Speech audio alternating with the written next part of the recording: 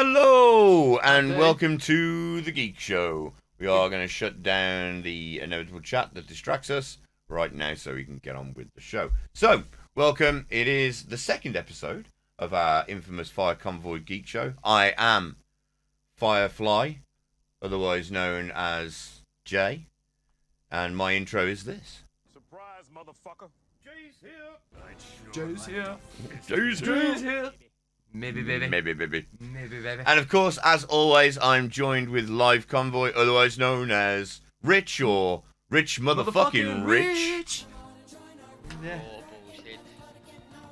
Rich motherfucking rich. Raw bullshit. You got that raw bullshit quite well. At the I end know, there. I did. It's I thought like that was well good done. way. I thought that was well done. Right, guys, so we've got a hell of a show for you here today. Obviously, you haven't seen us for a week. We've seen each other within the week. We did a podcast with TJ. More information on that. That's going to be the end of a show tonight. Because it's a long one. Because it's long. Boy, how it's like did we hour not long stop talking. of a TJ talk. When we're talking about The Last of Us Part 1. I'd say Part 2 then. Yeah, but it's Episode 2. Yeah, The Last of Us Season 1, Episode 2. That's it. Subsection C, Yeah, line 34D. that's it. Yeah, line 34A. Yeah. And with alteration on this part. Yeah. Notations and all That's sorts, it. man. All sorts. Amendments. We also talk about the cinema, the rise and the fall of the cinema, and how its current state is in 2023 after a post-COVID world. Of course, what we also got coming up is in gaming news. We'll be talking about the recently released Forspoken and Goldeneye and Dead Space. We've got anime news from Rich talking about Trigun Stampede, a re-release or remake. Yeah. Remake. Reboot. Of an amazing, I say amazing, I watched it, Trigun anime from years ago. One of the few animes that made me want to sit down and watch 24 episodes of anything. Yeah. True So, story. absolutely fantastic. Of course, we're talking about some gaming legends in today's gaming history. And loads of other stuff. Got loads of other stuff. All of the things. Not All some of the of things. the stuff. All of of them. the things. Like all of them. That's it. Right, so, with that said, hope you're all well. Let's get into it with some gaming news.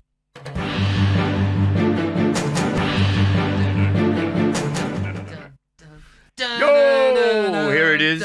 So, I should probably start the videos, which is what I'm meant to be doing, and not just sitting here chuckling to Chatting a load myself. of bullshit. That's it. Right. In today's news is, of course, the infamous Justin Roiland. Justin Roiland has, of course, been fired from Rick and Morty recently due to allegations of felony domestic abuse reports. So he's also been kicked out. Well, I don't think he's been kicked out. He left Squanch Games. He's been let go of Solar Opposites and Koala Man. So I don't know what's going to happen with him, dude. I don't know what's going to happen with him. Well, I said to you earlier, I'd like to say it's absolutely shocking. And I mean, I love Rick and Morty. Yeah. We both love Rick and Morty. Absolutely It's a adore Rick phenomenal and Morty. show. But anything that sort of fosters the kind of toxic fan base Rick and Morty has, it always makes me think there's something a bit unsavory and a bit untoward there. I mean, at the end of Rick and Morty, the first couple of seasons, you'll always see a claymation of a person sat with a dog and his wife. Yeah, and then He was on his own. wasn't it? His wife left, and then I think it was in the third season she came back. No, but I think that was in relation to Dan Harmon, though. Yeah, and not Justin. Not to Justin. So I never really knew Justin was even in a relationship, let alone one that was, toxic as fucking hell from the toxic sound as of fucking things. hell. I mean, felony domestic abuse seems a lot worse than normal domestic abuse. Well, I mean, we're not Americans. I don't know how the legal system deals with it in America, but any form of it is just like. Yeah. I mean, they did the right thing by a lot of. I've seen a lot of. Well, they've people got ahead of it, haven't they? Though, what they've done yeah. is they've gone right. If this becomes a thing, which it seems like it's going to become a thing, we're gonna move away. We're just gonna let you go now.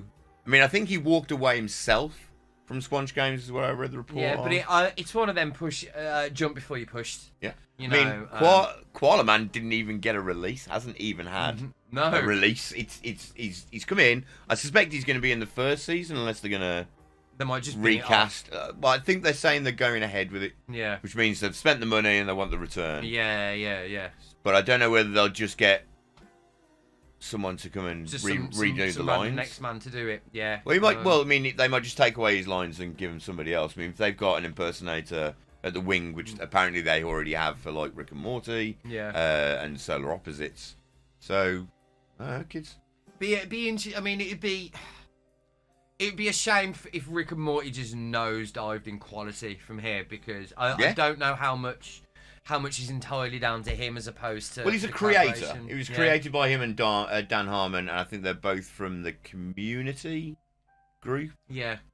Community TV show. I've never watched it myself, so I can't. I've not really seen say a lot of it, about but what I have seen is fucking great. Is it? Really good. I've Yeah, never watched really it, funny. Never watched it. So I think that they became a team sort of. They made a lot of shorts first as a sort of play on.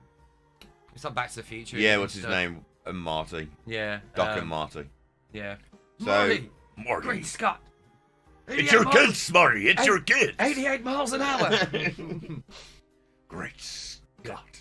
Yeah, so, they played on that, then they made it into a TV series, really successful, widely successful, very intelligent humour, but obviously, as you said, not at the same time, very dumb humour a lot of the time as well.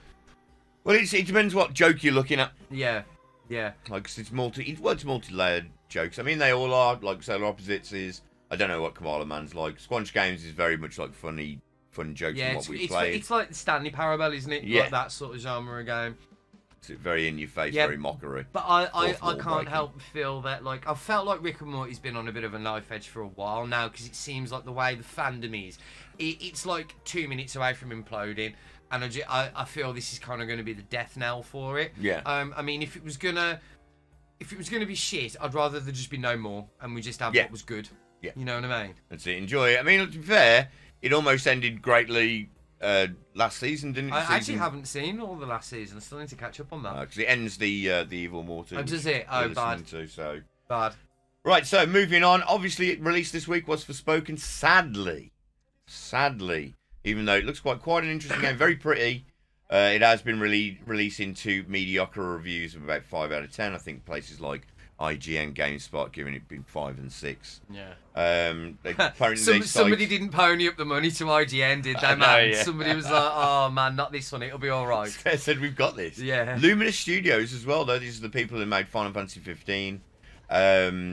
People said like poor story, repetitive combat, and the magic parkour system was a fun way to move around, but can get a little cumbersome, which has been my experience with it itself. I mean, yeah, we said that last week, and almost like we said last week, when any game that won't let people have review copies before the game's release date, I instantly think that game's got problems. Yeah, something is wrong with that game. Untoward there. It's not cooked as well as they thought it does. Even the playtesters are going, look, you've got best end 7 out of a 10 this game. This needs another 12 months, and they're like, well, we've already spent 100 million, so we're releasing it now. I mean, the sad thing for me is a company like Square Enix, which I've always, really enjoyed their stories. I mean, they've been a little bit lower in times. Again, this one's been saying poor story. Yeah, but I think realistically, like, especially with Square Enix, a lot of that is just down to the nostalgia of when they were genuinely phenomenal, and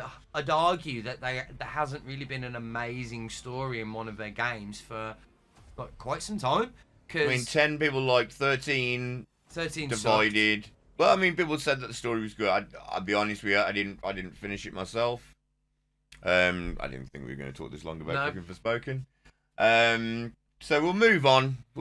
Anyway. So not a big surprise. No, that's all we're saying. Yeah, I mean, essentially, I don't think Square Enix are the company that they were before. I'd like to see them turn around. Final Fantasy 16 is just around the corner this year. It's going to be coming out in June, I think. I don't think Square Enix are the company to be making that sort of game. I think, stick with what you know, make a good RPG, but don't try and Well, they've moved away from the JRPG for me, which is sad, because I'm like, JRPGs, don't get me wrong, they're niche. They are niche. But like someone like Square Enix took something like Final Fantasy 6 and made a SNES game, one of the most memorable games ever. Yeah. Chrono Trigger, Xenogears, Final Fantasy 7. That's the thing. I mean, that game in particular doesn't look like it was made by a Japanese studio. That game looks like a Western-made game. But I think this was the start and the problem of Square Enix, is as soon as they started doing all this bollocks about, let's try and make as Western as we can. It's like, no, stick to your guns. You're a Japanese-based company, make a Japanese-based game, and if it does well over there, ship it over us. I'd rather wait. Yeah, and we'll get it. I'd rather wait.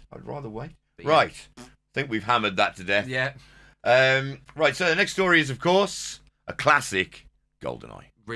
Reborn, back for the new ones. I mean, like, it was so funny seeing social media over the last couple of days, because it was all just people mine and Jay's age or older just being like, kids have no idea how hard they're gonna get their shit pushed in this weekend, man.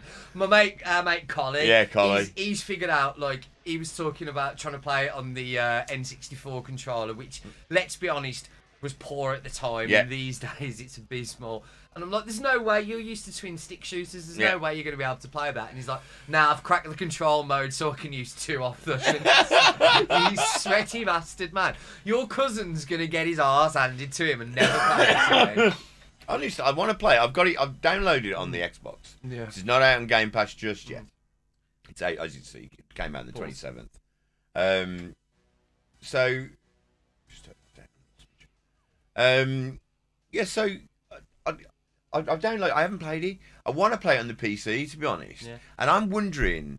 I mean, they've got to have moved it to twin sticks now. Am I right though? Because I read this somewhere, and like, I read that the online multiplayer is only on the Switch. Yeah.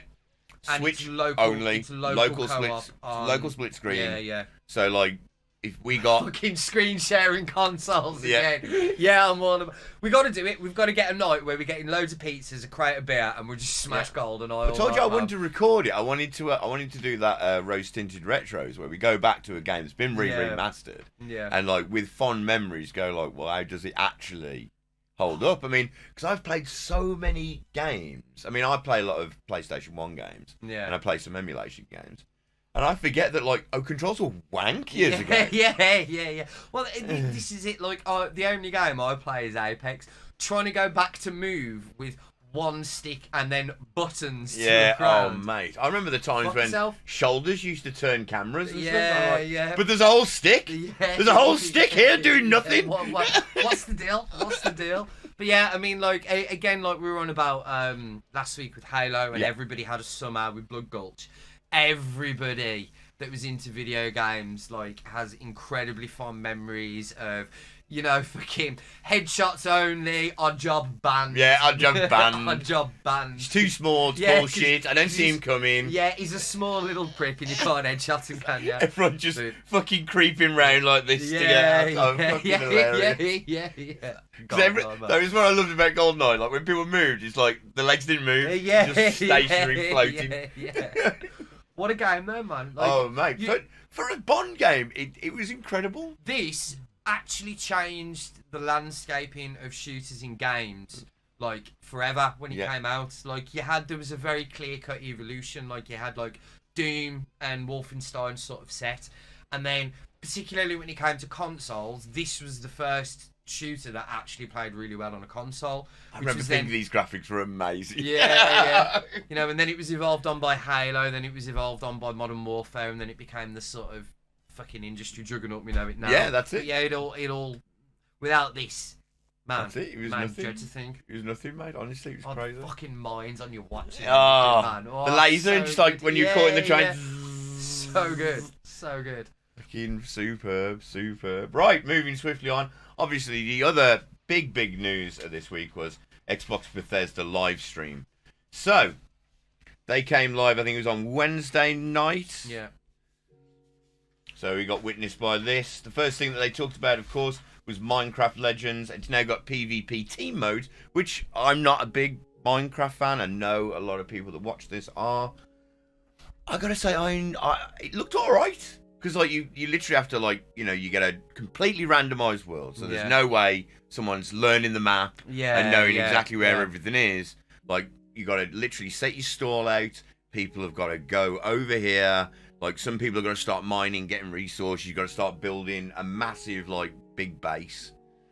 I mean, the graphics are... It's Minecraft. Yeah, it's Minecraft. You know, yeah. For what they do with it, though, I mean, it is impressive. Yeah, I mean, it's nice to see them not sitting on their laurels, because Minecraft's unmistakably one of the biggest games that has ever existed. Yeah. And it's nice to see them actually still trying to not just rest on their laurels and push the franchise forward. So this is what I was talking about. So people are building massive bases, turrets, and everything, but you're obviously having to go out while another team is doing the same, and at some point you've got to ruck. Yeah. Well, it's like a multiplayer real-time strategy game, isn't it? Yeah. If you will. That is, as a concept, is regardless of whether the theme interests me or not, as a concept, that's quite fascinating.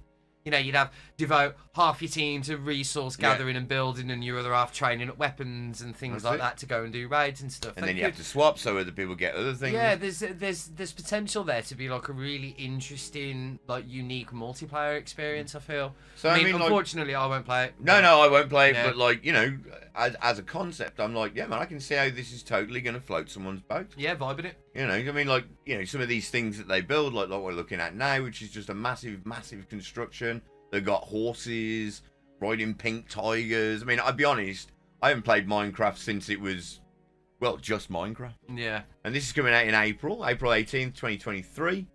So, you know, those that like Minecraft, I hope you'll enjoy it. I mean, yeah, if you're a fan, give it a whirl. It looks good.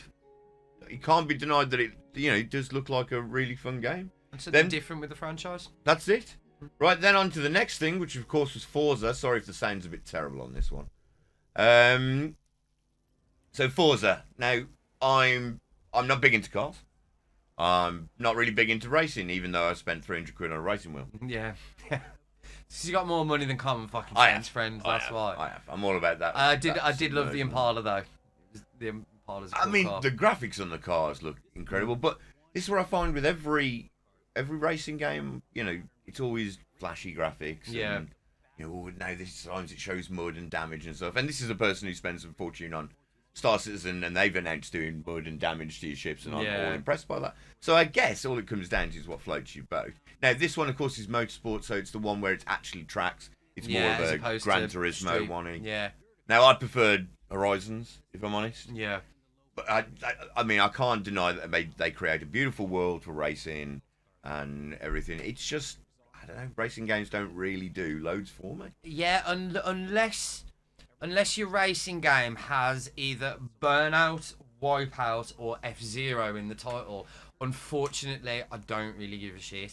Like, I appreciate it. I realise that it's a great example of its genre. I honestly feel like Forza's probably overtaken Gran Turismo at this point as I would say so, the premier racing franchise. So I don't sort of hold any ill will towards it at all. It's just, I'm not a driving game guy. Like I never really have been, unless it's sci-fi and futuristic, or like Burnout, where you know I just have to have a niche. I have to have something that I can't feel that I can do in real life. A bit different, you know, about it. I mean, apparently they've added a new map. This one, I think. Where did they? Hold on. What did I write? So, what did I write about it? I actually wrote some copy, guys, even though I didn't really care that much.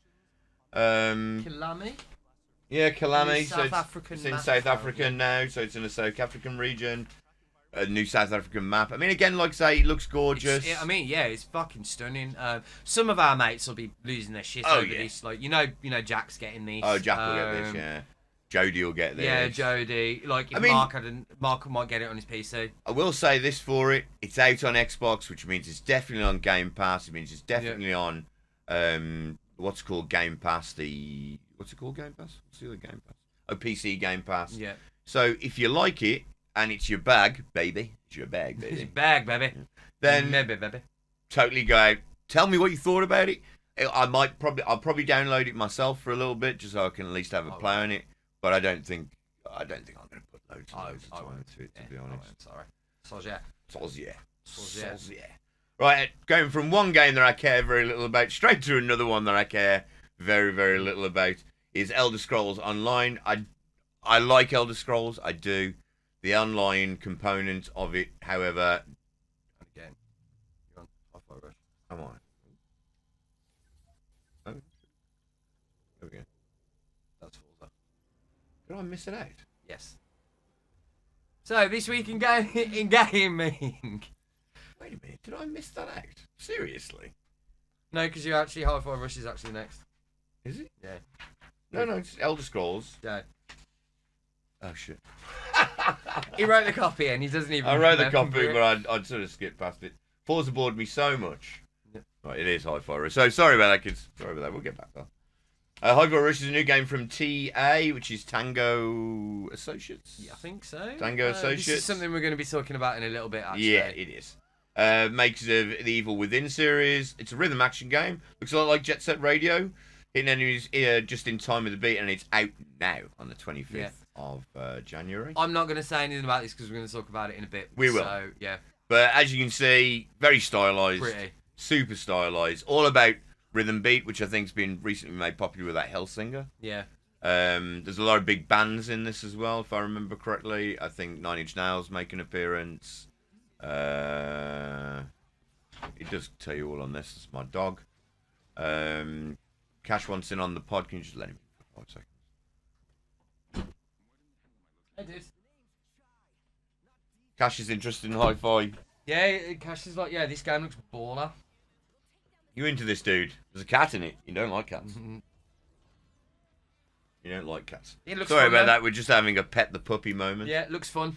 It does look fun. I mean, we'll talk about it a bit later because obviously it has also been released this week, so we're talking about it. Yes, Shadow Drop, weren't it? Yeah, it was a shadow Just drop. like, oh, here's the thing. You've Apparently, it never heard had of been before. leaked. It had been leaked, but I hadn't heard anything about it. I mean, I'll be honest. I'm not exclusively looking out for But anything really these days. I don't like anything. Yeah. Right. So next is actually Elden Ring. It's not Elden Ring. Elder Scrolls. Fucking, he's lost his shit. I've today, lost the hasn't he? shit again He has today. absolutely lost his part. Elder Scrolls. Right. So as I was saying, Elder Scrolls Online, or ESO as people call it, Necrom is going to be the new one. It's got a new character, new character. Hold on. Class. New class. New class. It's the Arcanist, and a new area which is Eastern Morrowind. Hasn't been seen since 1994. So I mean, again, I've got this game. I've got this on the PS4, and I would be remiss if he wanted to leave. I don't know what he's doing. He's right here. Sam. Hello, bud. Sam, what are we going in here? So you got a new class. I'm sure that means something to people who play it. I didn't even know people still played this. If I'm totally honest, I didn't even know. I thought it had been shit canned. No. Apparently, I mean, it's free to play. Yeah. But it's one of those free to play where you can pay a little bit extra, you get currency, and then you get a little bit extra as well. Okay, I think. Yeah. Yeah. So it's that weird. We're gonna make money one way or another. Yeah. We are making money from you. That is the be all and end all of it. One way or another. This combines two things I'm really not interested in any way, shape or form. Elder Scrolls, which we spoke about last week, is Bethesda games have never really been my bag, and MMOs either, because they just don't interest me. Like I know you're a fan. I know you have put in a lot of time. I like World of Warcraft at its time, and I liked Final Fantasy 14. Final Fantasy 14, which I thought was really good MMOs. However, this one, I mean, it's an action MMO. Apparently it's very popular, and like you can play it single player, which obviously has a lot of interest for people. Yeah.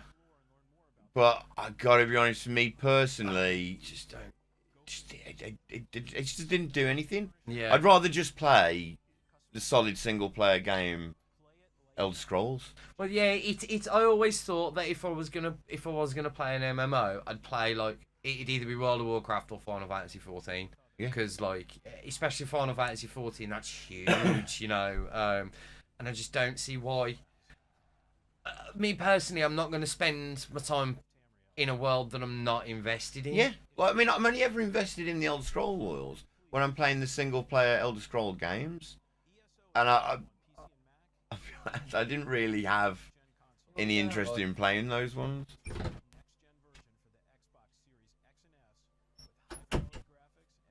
So, I mean, yep, if you're into it, guys, here you go. New stuff coming. Crack on, more content to keep you going. I'm sure the people that enjoy the game, they'll be really happy over it. It's got a load of stuff. It's definitely got a lot of stuff. So, I could totally see why you'd be into it, I guess.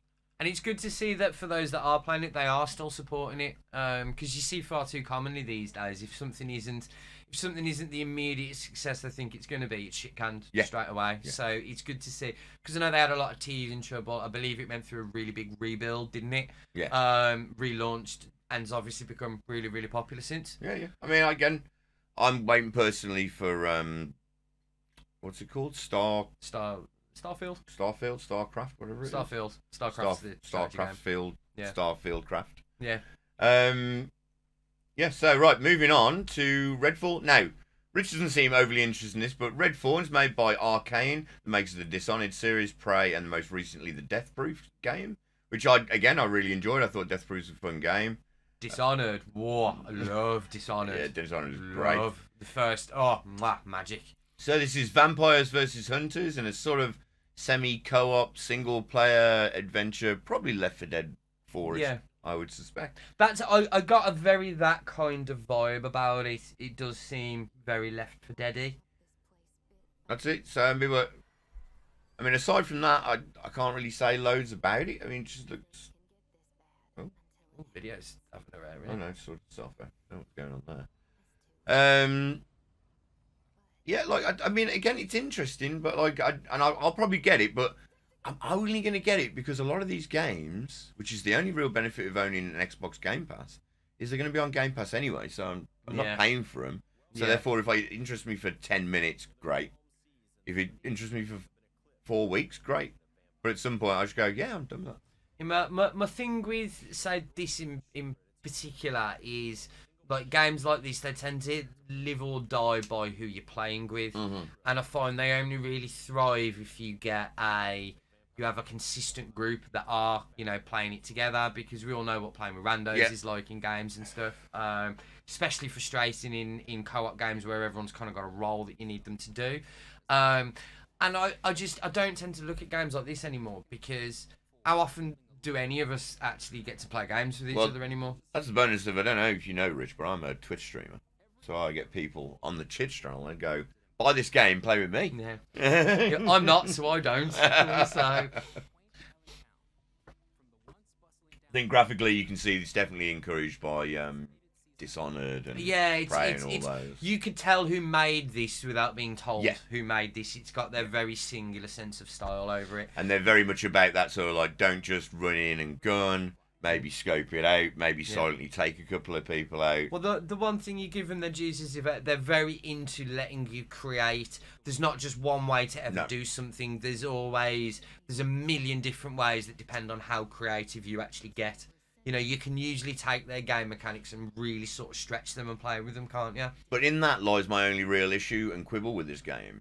It's simply the fact that the problem is that how many times do you get to play a 4-player co-op game, and if it's not with your boys or girls or others, right, then it just becomes run and gun anyway. Yeah. You can't control the rando. Yeah.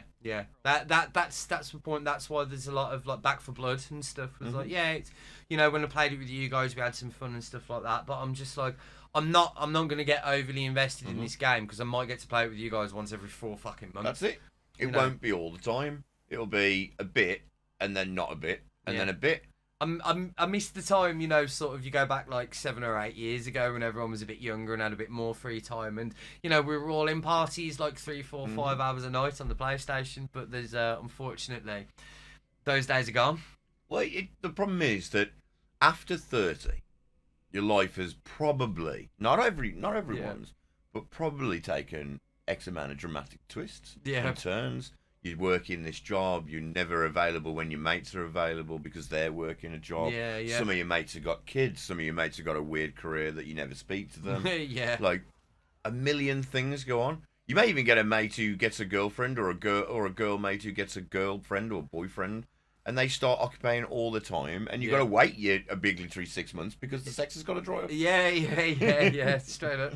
But yeah, this as I said, this does look kind of cool, and it's the sort of thing that, I probably wouldn't pay full price for it. You should probably play a bit of that Deathproof. Yeah. That will show you, because you like Dishonored. Yeah. And Deathproof, I know you're going a little bit of a tangent here, but Deathproof is all about, like, right, I've got 1 day to kill everybody. How am I gonna do it? How am I going to do it? Yeah. So I've got to find times when 2 people are in one area. So Because I can you have them only both, get like, morning, afternoon, and evening. Yeah. So you've got 3 areas to kill, like, I think it's like 9 or 12 people. So you've got to find the times, or affect something in the morning that will make them be somewhere in the afternoon. At the same place. So there's a way to do it, and technically, on a technicality, you could go through your first playthrough and kill everybody and finish the game. Yeah. But the whole game is about learning, right, how am I doing this? Because you come Groundhog back Day, with no innit? memory. Yeah. Groundhog Day. It's actually really, really good. You Yeah. get some really interesting powers. But you give Arcane the dues is that they don't tend to rest on the laurels. No. Every game they do is something a little different and That's it might have the same sort of core mechanics and theme, but they kind of twist with it a little bit.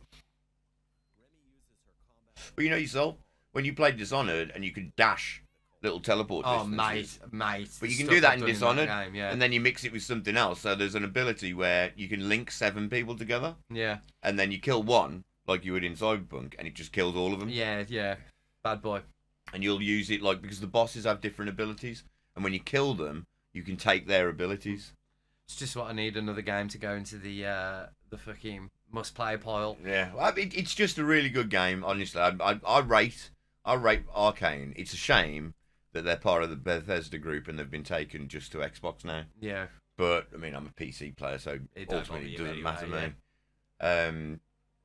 But this looks like fun. You know, it's again like, you know, if you like your stealth game or even your run and gun game, you can hit both targets with this game. Yeah. Hopefully, some people will get it. We'll probably stream it. I'll probably play it because I like the aspect, and I always enjoyed the feeling of the shooting in this game. It always feels quite weighty. Yeah. So that means a lot to me. And you don't really do too much of in Dishonored because it's very, you know, very highly stealth oriented. Yeah. It doesn't have to be, but like, trust me, it's encouraged. Right. So moving on, we're going to talk about well, it's a new section time. So it's Waifu is Rich watching. Waifu is Rich watching. Oh, did I even start then? Did my thingy do? It did it. Excellent. All right then. Did it. So Waifu, what you watching, Rich? So, got 2 for you this week. Cool. First one is one I know you've been watching as well. Trigun Stampede. Yeah. So, a bit of a weird one, this. So, Trigun's quite an old show, based off an old show now. I believe the original manga was from 1995 by Yasuhiro Naito. Yeah. So it ran from 1995 to 1997, and then came back in 1997 and ran as another series called Trigun Maximum. Never watched Trigun Maximum. Pardon? I never watched Trigun Maximum. No, neither did I. And then the anime came in 1998 by a studio called Madhouse. Madhouse are a very, very well respected studio. They've done a lot of very cool stuff. And Trigun's just, it's one of those old sort of classic shows. And it's a bit of a weird one because I've obviously seen it. Trigun was around when I first started watching anime, but I don't sort of hold it. I don't have the kind of reverence for it that some of my peers do. So I know Jay is I fucking love Trigun. Huge fan of the one of my show. favourite anime series ever. Mark, Jack, Stu, all huge fans. I mean, if I'm personally honest, there's another one. Vash is amazing. Yeah, mate. Vash is an awesome character, and the thing that was cool with Trigun is it starts as a sort of sci-fi sort of spaghetti western, and then it almost goes Evangelion towards the the it end does. because it goes so fucking good. batshit crazy, doesn't it? Yeah, if I'm totally honest, I sort of prefer the creators' other work. It's a show called Blood Blackout Battlefront. And I'm not saying anything bad about the original Trigun. I understand it's such a classic, but there was a lot of trepidation when this new one came because of how highly revered the sort of old one is. And we're 4 episodes in, and I think the jury's out, and they're fucking smashing it, aren't they? Yeah, man, like fucking the reveal of the Undertaker this week. Yeah, Nicholas D. Wolford got introduced and just went absolute ham. And it's not the thing that's really fascinating and interesting about this is it's not a straight retread. No. They're doing a lot of different stuff. They're telling things in a different order. They revealed the Derringer as well. Yeah. They revealed the Derringer this week. Man, the whole going into the the whole sort of hard sci-fi, them being plants and Yeah, stuff like yeah. that. That's not something you find out until the very end. No, sort it's of like portion. the big reveal is, Yeah. oh, their plans, like this all shit that went off Yeah, all this years shit you before. think the show is it's not. It's actually this. Whereas this, it told you that. Yeah, it just opened the door. I mean, from the get-go. Knives is in episode 2, One? 3. No, literally. Well, it's no, only- I know he is, but what I mean is like his Oh, elder 3. self. Yeah, he's 3. Yeah, episode 3, and I mean, you're looking like 18 or something in the original show, aren't easy you? 18. So they've really messed around with it, and if anything, I'm enjoying this more than the OG. The animation.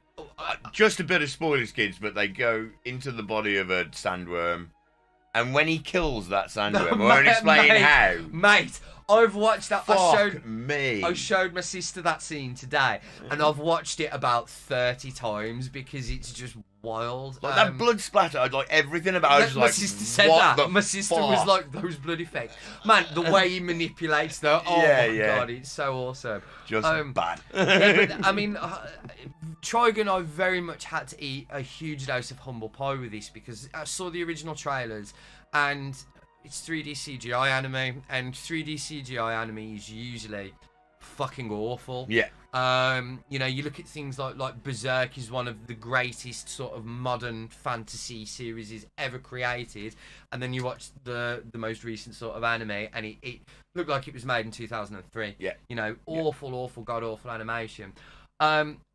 But I shouldn't have really worried because it's by a studio called Orange, and I only know one of their other shows. They did a show called Land of the Lustrous, Right. which is the one show that I would always use as proof that CGI anime can be good. Right. Because it's a remarkable show. I won't go into too much. I'll probably talk about it at another time. Yeah. But they also did another very popular show called Beastars, which is fucking massive, and I've not watched any of it because I have to admit it seems a bit furry, and it seems okay. it seems like it's not really going to be my sort of bag. Now we're not against furry kids. No, not at you all, do what you not at want. all, yeah, It's just if it ain't your bag, it ain't your bag. But so. in all fairness, I have been trying to get outside of my comfort zone, and I've watched Right. some stuff from some genres that I haven't recently, and I've really enjoyed them. So it is something on the list that I will sort of get to at some point.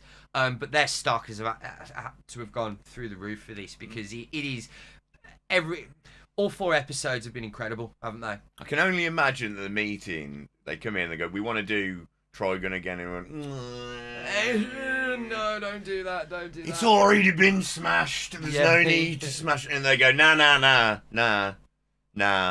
Just I you can don't take even it not know. just here. I can take it up here. Yeah, I don't even know. Yeah. They're killing it, and I only tend to watch subbed. I don't tend to watch dubbed, and Well, that's not. I think dub's out, mate. I can only watch dubbed. Well, no, you can, because my sister actually showed me some of the English dub today, Oh, okay. and it seemed Is it good Vash? really fucking Because good. dubbed Vash in the last one was fucking great. Yeah, He yeah. Absolutely nailed it. No, he does. He seems really good, and that's not. I'm not one of these that's like right dubs over sub. I naturally default to subs because if I'm watching something dubbed, I'll start doing something else because I can hear it. Whereas See, if I it's watch dub subtitled- because I need to do something else. Yeah. Unfortunately, I don't have enough hours in a day to do everything. Yeah. So. See, whereas if I watch something subbed, I absorb it more because I have to fucking pay attention to it.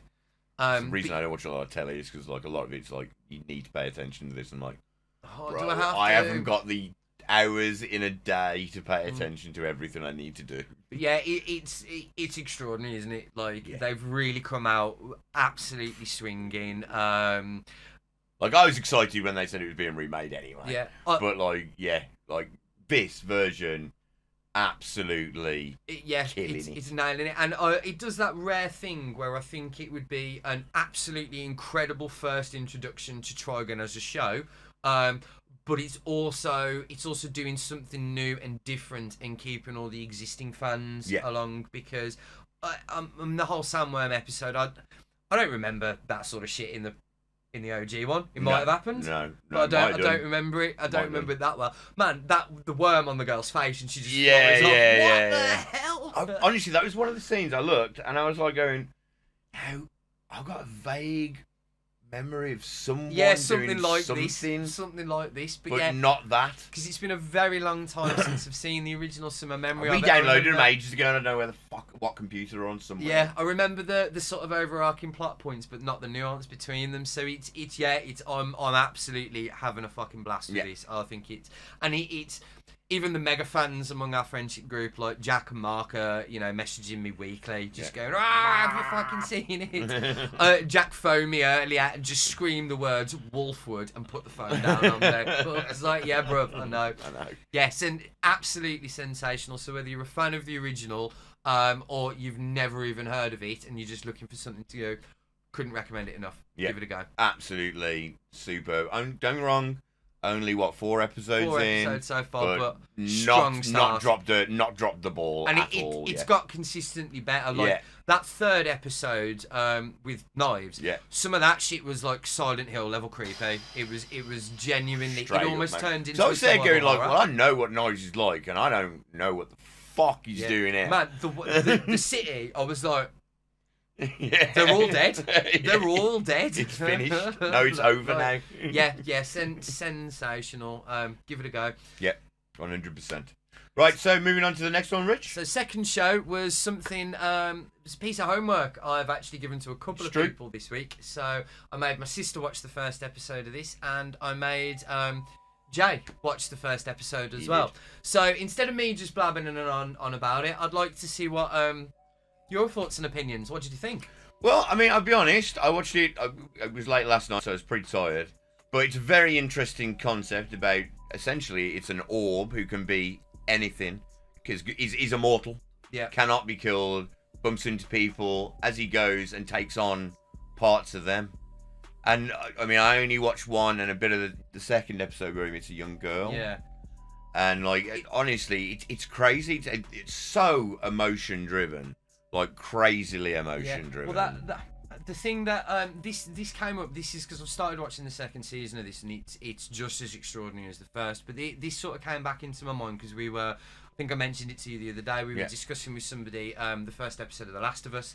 Someone was like, "Yeah, that is one hell of a pilot episode," and it's like, "Well, yeah." And the opening hour of the game was incredibly strong as well. Yeah. And the conversation then went into, well, what do you think of the best sort of pilots, the best things?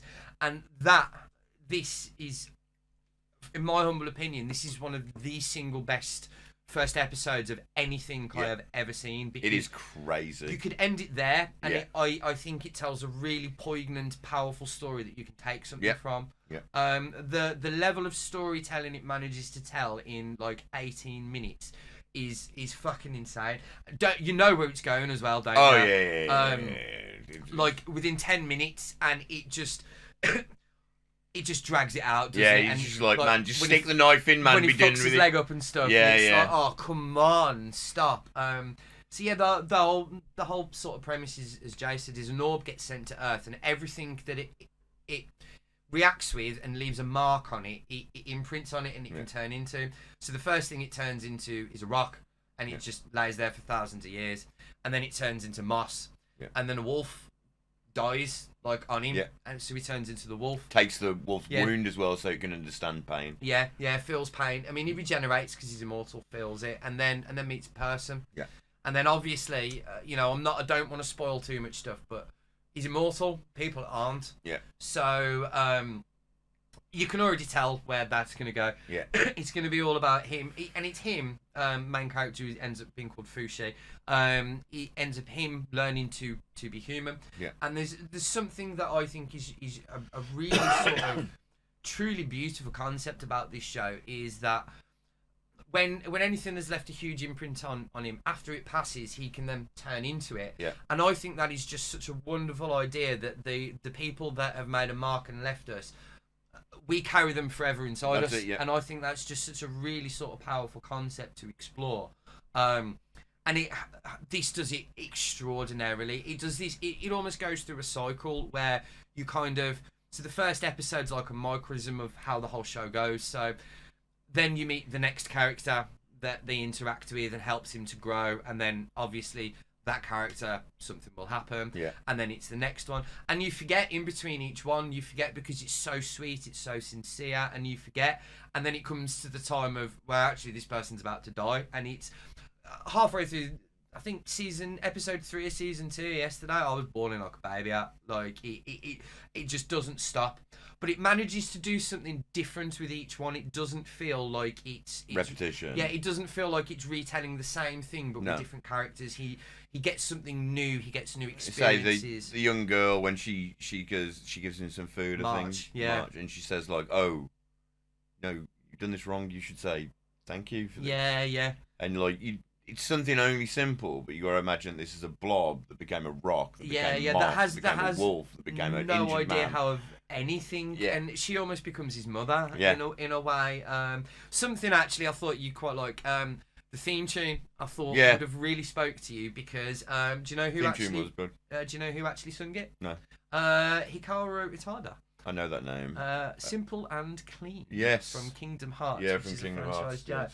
So this was always sort of going to be a given with the production team that went into this because, as I say, you've got like Hikaru Utada who sings the song. She did a lot of stuff for like Kingdom Hearts series. Yeah. She's one of the biggest pop stars Japan's ever known. The production staff had people from like RE0 and Steins Gate on, so they really put all their eggs in a basket and. It's completely unique. It's not like... It's totally away from any other anime that you'd really be watching because you are literally following the lifetime of a character. Yeah. Not in the way that, I mean, yes, in all anime you're following the lifetime of at least a couple of characters, but this is like, oh no, this is spanning centuries. Yeah. Yeah, like, hugely. You're seeing the entire arc of someone's life and seeing what they learn from many it. people's. Yeah, I mean, the next season we're dealing with is actually sort of dealing with... has a really interesting spin on dealing with intergenerational conflict. Right. So, you know, like two families that hate each other and their grandkids don't know why they hate each other, but they just hate each other. It's done. It's the done family thing. Whereas you've got almost a very weird version of that in the second season where you have the generation, the great granddaughter of somebody that sort of wronged Fushi, but Fushi was there. Fushi remembered it being happened, so it's not like you've got this sort of, an intergenerational against the original generation, and it's just such a weird, different sort of spin on it. Well, I mean, it's a whole different thing when someone can say, "No, I was there. I was there 3,000 years ago when the ring was fought." Sorry, wrong film. Don't talk to me about the old magic. I was there when it was written. You know what I mean? That sort of thing. I mean, I made my sister watch this. She wasn't very happy. The exact words I got today were "fuck the show" and "fuck you." But I did manage to claw out the words "perfect story" out of her. Yeah. So, and my sister has probably like a higher criteria of good media than I do. So if my sister's saying something is absolutely fucking A1 and you should check it out, then there's a high chance it's absolutely A1 and you should check it out. Check it out. But I don't want to talk about it too much more. But anybody, because I know TJ has asked for good shows, that you'll never see anything else like that in your life. Just take tissues. That's it. Right, so we're going to move on to this week in gaming history. So we will see you all in just a split second. This week in gaming history.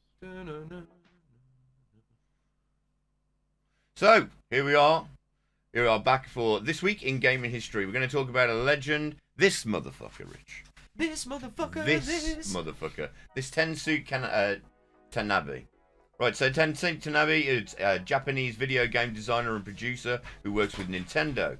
After he graduated from the Visual Concept Planning Department of Osaka University of Arts, he decided to enter the video game industry and joined Nintendo in April 1986. He was born in 1963 on this day, on the 26th of January. Oh, wow. Born.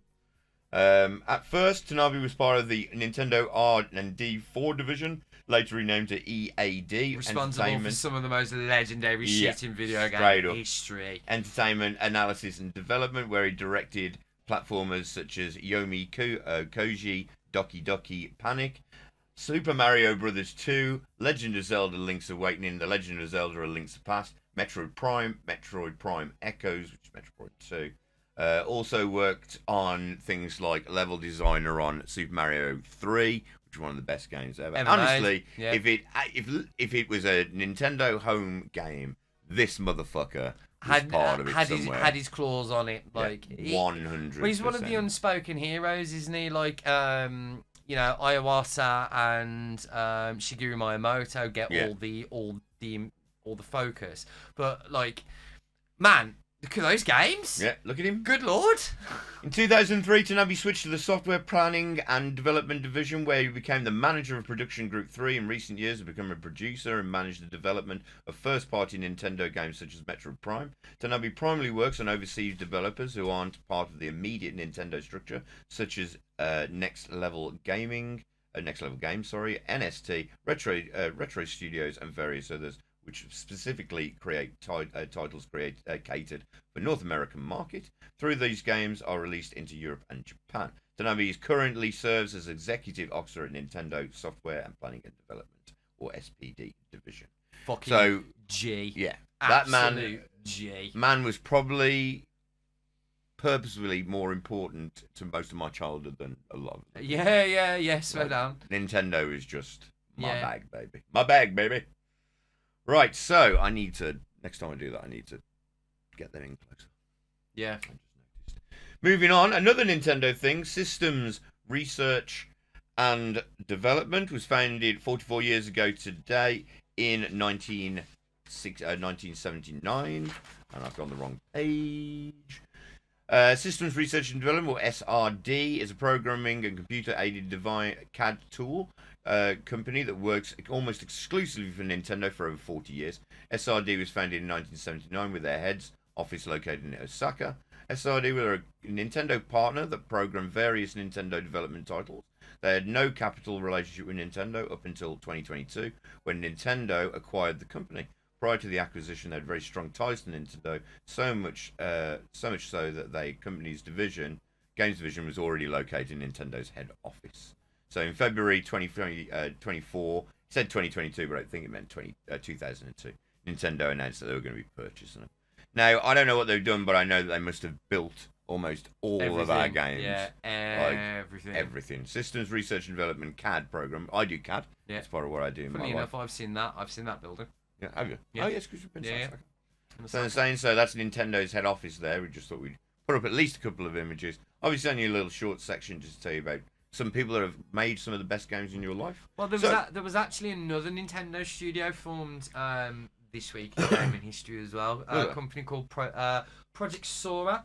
Oh, yes, Project Sora. I remember Project Sora. Yeah, they were founded January the 28th, 2009. They released precisely one game, which was Kid Icarus Uprising, which was in March 2012. Good game. And then, it was a fucking phenomenal game. Awkward to play, though, wasn't it? You needed that extra pad for the 3DS, man. They should re-release that for the Switch, though. Yeah, they should. They 100% should. Yeah, so they released that game in March 2012 and then closed down in June 2012 the same year. Yeah.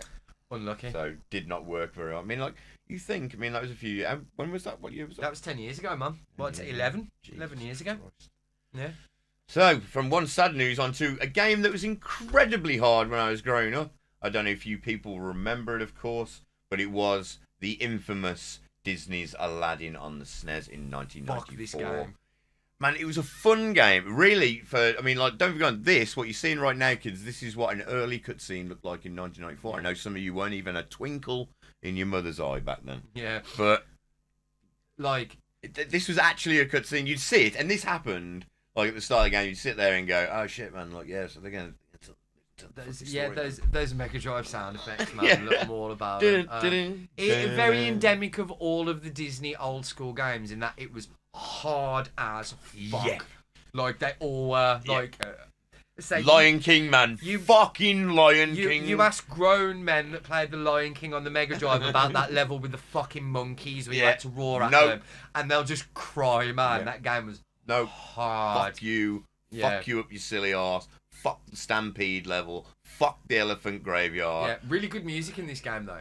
Really, really good versions of the Dun-dun, Aladdin. dun-dun, dun-dun, Like really good chipset versions of Aladdin, man. fucking not much else to say other than hard. Yeah, because that's all it was. I mean, like the thing I remember most about this. I mean, graphically, it was probably pretty impressive at the time. Yeah. But like, it had backing. I think it was Virgin Interactive. Yeah. That did this. Yeah. A Virgin Interactive, a game that just fell off the map years ago. Yeah, it just died. Don't exist, or got swallowed up by somebody else. Again, like, so, you know, I'm just going to skip ahead on the gameplay here a little bit just so you can see. Oh no! Oh no! He's been eaten! The diamond In the rough. So, here it is. So, it's just, I mean, like, this guy, I can't remember who I stole this gameplay off, but, like, he's just nailing it. Yeah. He's absolutely nailing it. I mean, I remember not knowing how to do that. Like, trying to fight people. I mean, this is a starting level, so it's actually not that bad, but, like, Christ. Yeah, game was awful, Like, man. It's triggering PTSD just watching this shit, man. like, the levels where you were on the carpet and you're trying to escape the fucking the flames. lava coming after like, you. Wild, man. Bullshit game. Right, moving from one fun game that was nearly impossible to another fun game that came from the generation that was the Dreamcast. It was, of course, Crazy Taxi. Crazy Taxi had an absolutely superb soundtrack. It was done by The Offspring, if you like The Offspring. So a little bit of information. It was just a fun driving game, driving around, picking people up, rushing to the destinations to get money while you did stunts and stuff. I mean, it was first of its kind.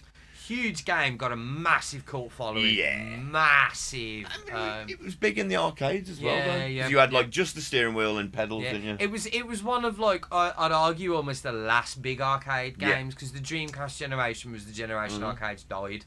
So And Dreamcast. No, That didn't yeah. last. That didn't last very long, it man. didn't, and it's a shame. Ahead of its time, man. Yeah, I fun always- game. There's not a lot to say about it, No. is there, really? It was just, like, sheer It was carnage. just carnage driving through. I mean, it was like, it was in that era where everyone wanted a good driving open world game in 3D because GTA But, was like, dominating the Burnout market. was also really big, so you wanted to, like, kind of smash through things Yeah. and stuff like that. Yeah. Yeah, great stuff, man. I mean, 2000. So this is 23 years old. This game. Yeah. I mean, you know, graphically not that good now, but at the time, Man, at the time it was phenomenal, and considering it's 23 years old, I've seen worse shit made in the last 12 months, you know. 100%. Right, moving from one game that's all about good music to another game that's just all about music. And it is, of course, Parappa the Rapper 2. Now, I only ever really played Parappa the Rapper 1. Yeah, I don't. I've got a lot of experience with the first one, to the point where the Chop Chop Onion song lives Yeah. in my head rent free and has done since I ever came across it. And Unjami Lami, I played quite a bit of Unjami Lami. Well, this is the third game, you see, even though it's Parappa the Rapper 2, and Jamie Lamy actually came second. So Parappa the okay, Rapper yeah. came out in 2002, a rhythm game developed by Nana On Shah and developed by Sony Computer Entertainment for the PlayStation 2. The game is the third title in the Parappa the Rapper series, following Jamie Lamy. The game was made available for PS4 through the PlayStation Network in December 2015. Yeah, so I never played a great deal of this, but I mean, if you want a fucking rendition, a kick punch, it's all in the mind. I'm your fucking man, you know. Like, I You don't just even gotta know- believe, Jay. You just gotta believe. Well, he does say it because apparently this poster comes to life as would happen in Yeah. Jamie Lamy or Parappa the Rapper the game. Gets pissed off at them all selling noodles instead of burgers. Yeah. I'm there with him, man. 'cause- Relatable content. Yeah. Relatable content. Because man. apparently that's what's going on in the town. I mean, like, you know, story doesn't need to make any sense. He's Yeah. worried about having kids, and then a burger ghost comes along and he has to rap. Why not? Why 'Cause- not? Yeah, but like Parappa was also one of like the OG So he's gotta rhythm believe. games, didn't it? Yeah. There was this, Buster Groove, Buster Groove, yeah. and Oh, what about that one that you could play on the DJ thing? fucking there was that. But do you remember Guitaru Man? Oh, Guitaru Man. Guitaru Man with That's what a fucking- game we're going to talk about, Hi-Fi Rush, later. yeah. that it's reminds quite me of like- that. Yeah. Cool. Yeah, great game. Yeah, absolutely superb. We won't get into this song because I'll be honest, this one had nowhere near the effect. No, I think of the no. first Kick, one. punch, It's all and in the block. mind. Yeah. If you want to test me, I'm sure you'll find I'm here to teach you. I'm sure to beat you. Nevertheless, you'll get a lesson from teacher. Now kick. Yeah, and block.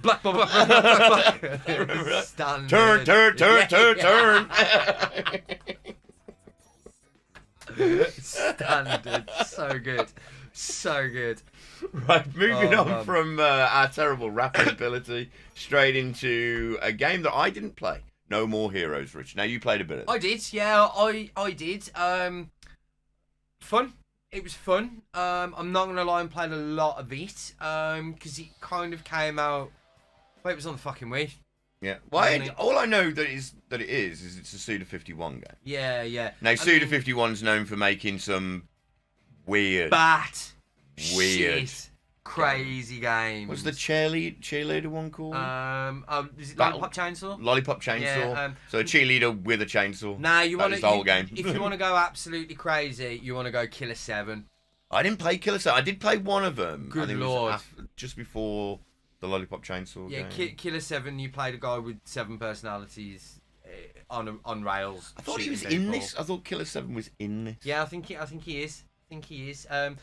It's so weird because this game started quite a big franchise. Like Yeah. No More Heroes is incredibly well known, but it effectively bombed. Like in terms of sales figures, I mean, to this day, it sold 500,000 copies, and it's been released on several platforms.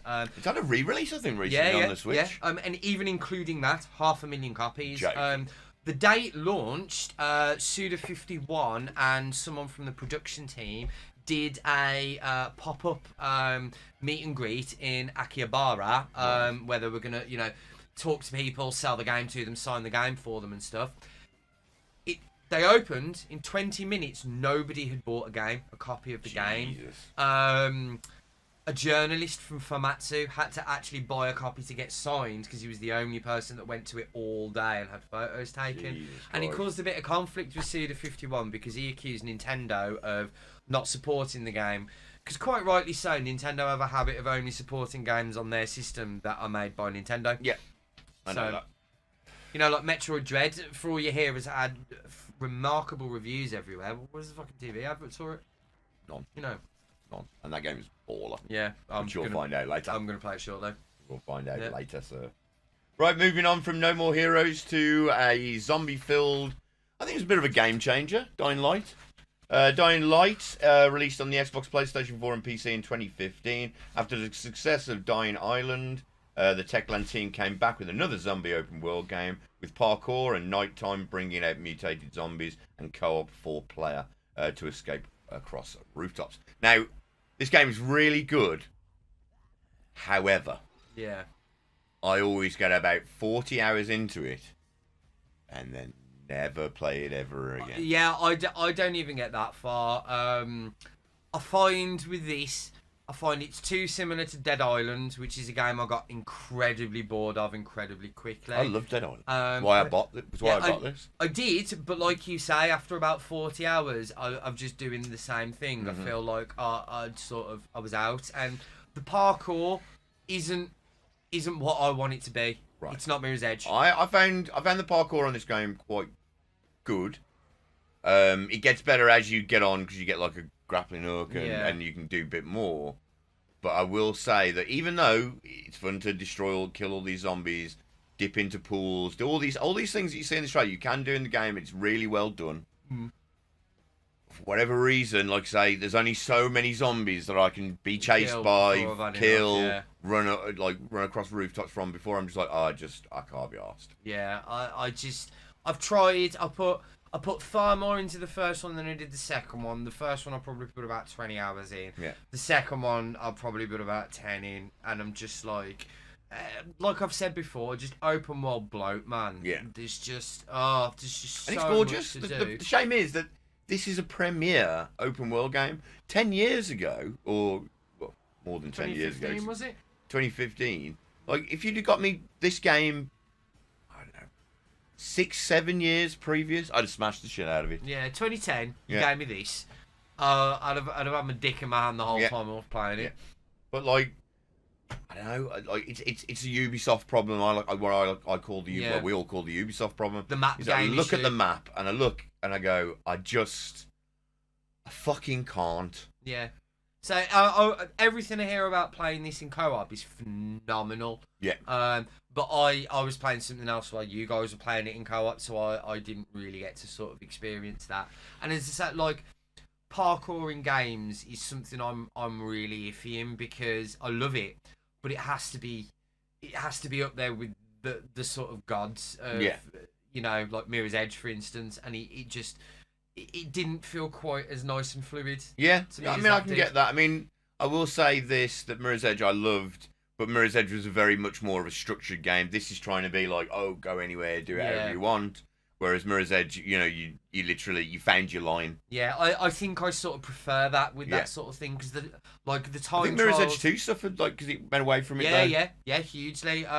The time trials in Mirror's Edge were my jam. Yeah, like, my vibe. Shaving seconds off yourself, Yeah, like, getting that 100. jump just perfect, Yeah. swinging through a door, Well, and, you know. while you're racing the ghost of the best player in the Yeah, world. yeah. Awesome shit, man. Like I say, parkour is great in games, but like I say, I think it has to be done exactly right. Phenomenally well. And it's just straight up not always that easy. Right, moving on to a phenomenal game in my opinion. So, Rise of the Tomb Raider. I don't know if you played this. I did. I've played all of the new ones, and they were all really fucking good. Yeah, this one I think was the cream of the crop for me. Yeah. I don't know. So, Rise of the Tomb Raider came out in 2016. It was the sequel to the rebooted Tomb Raider franchise. Tomb Raider 1 was absolutely great. This one, I felt like I was going on an actual adventure. Yeah. Like, I felt like I'm being pushed, and, like, the tombs in this one were absolutely a wonder They to were gorgeous, explore. weren't they? You know, the story felt was really fantastic. good. You felt by the end of it as well.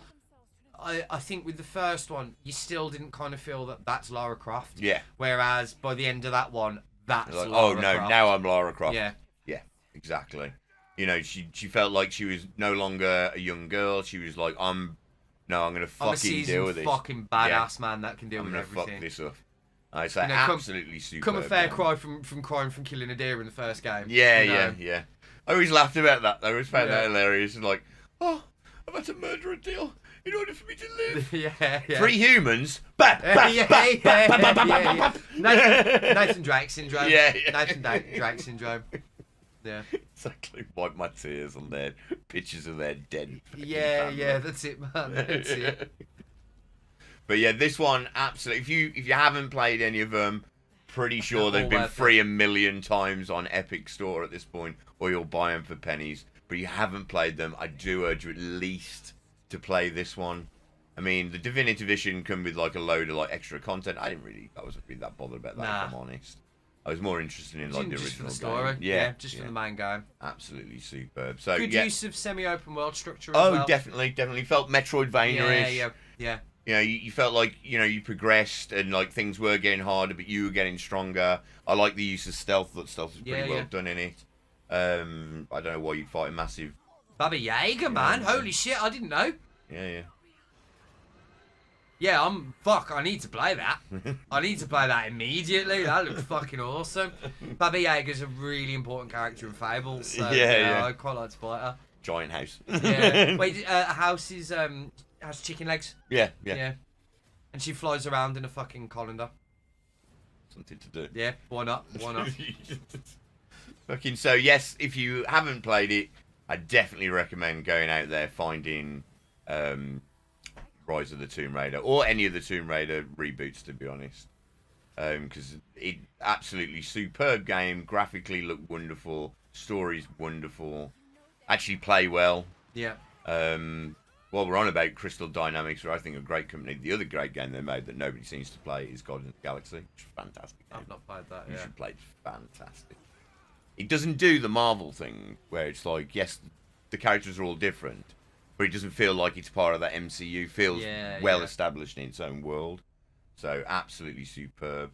Right, moving on to the last game. Another sensational Yeah, game. absolutely phenomenal game. It is, of course, the wonderful Resident Evil 7 Biohazard. Now, this game, I don't know like how much people care about Resident Evil, but this was such a good comeback after 6 for me. Huge. Like, huge. 6 had just taken the action to the nth degree, and this said, look, let's make it horror again.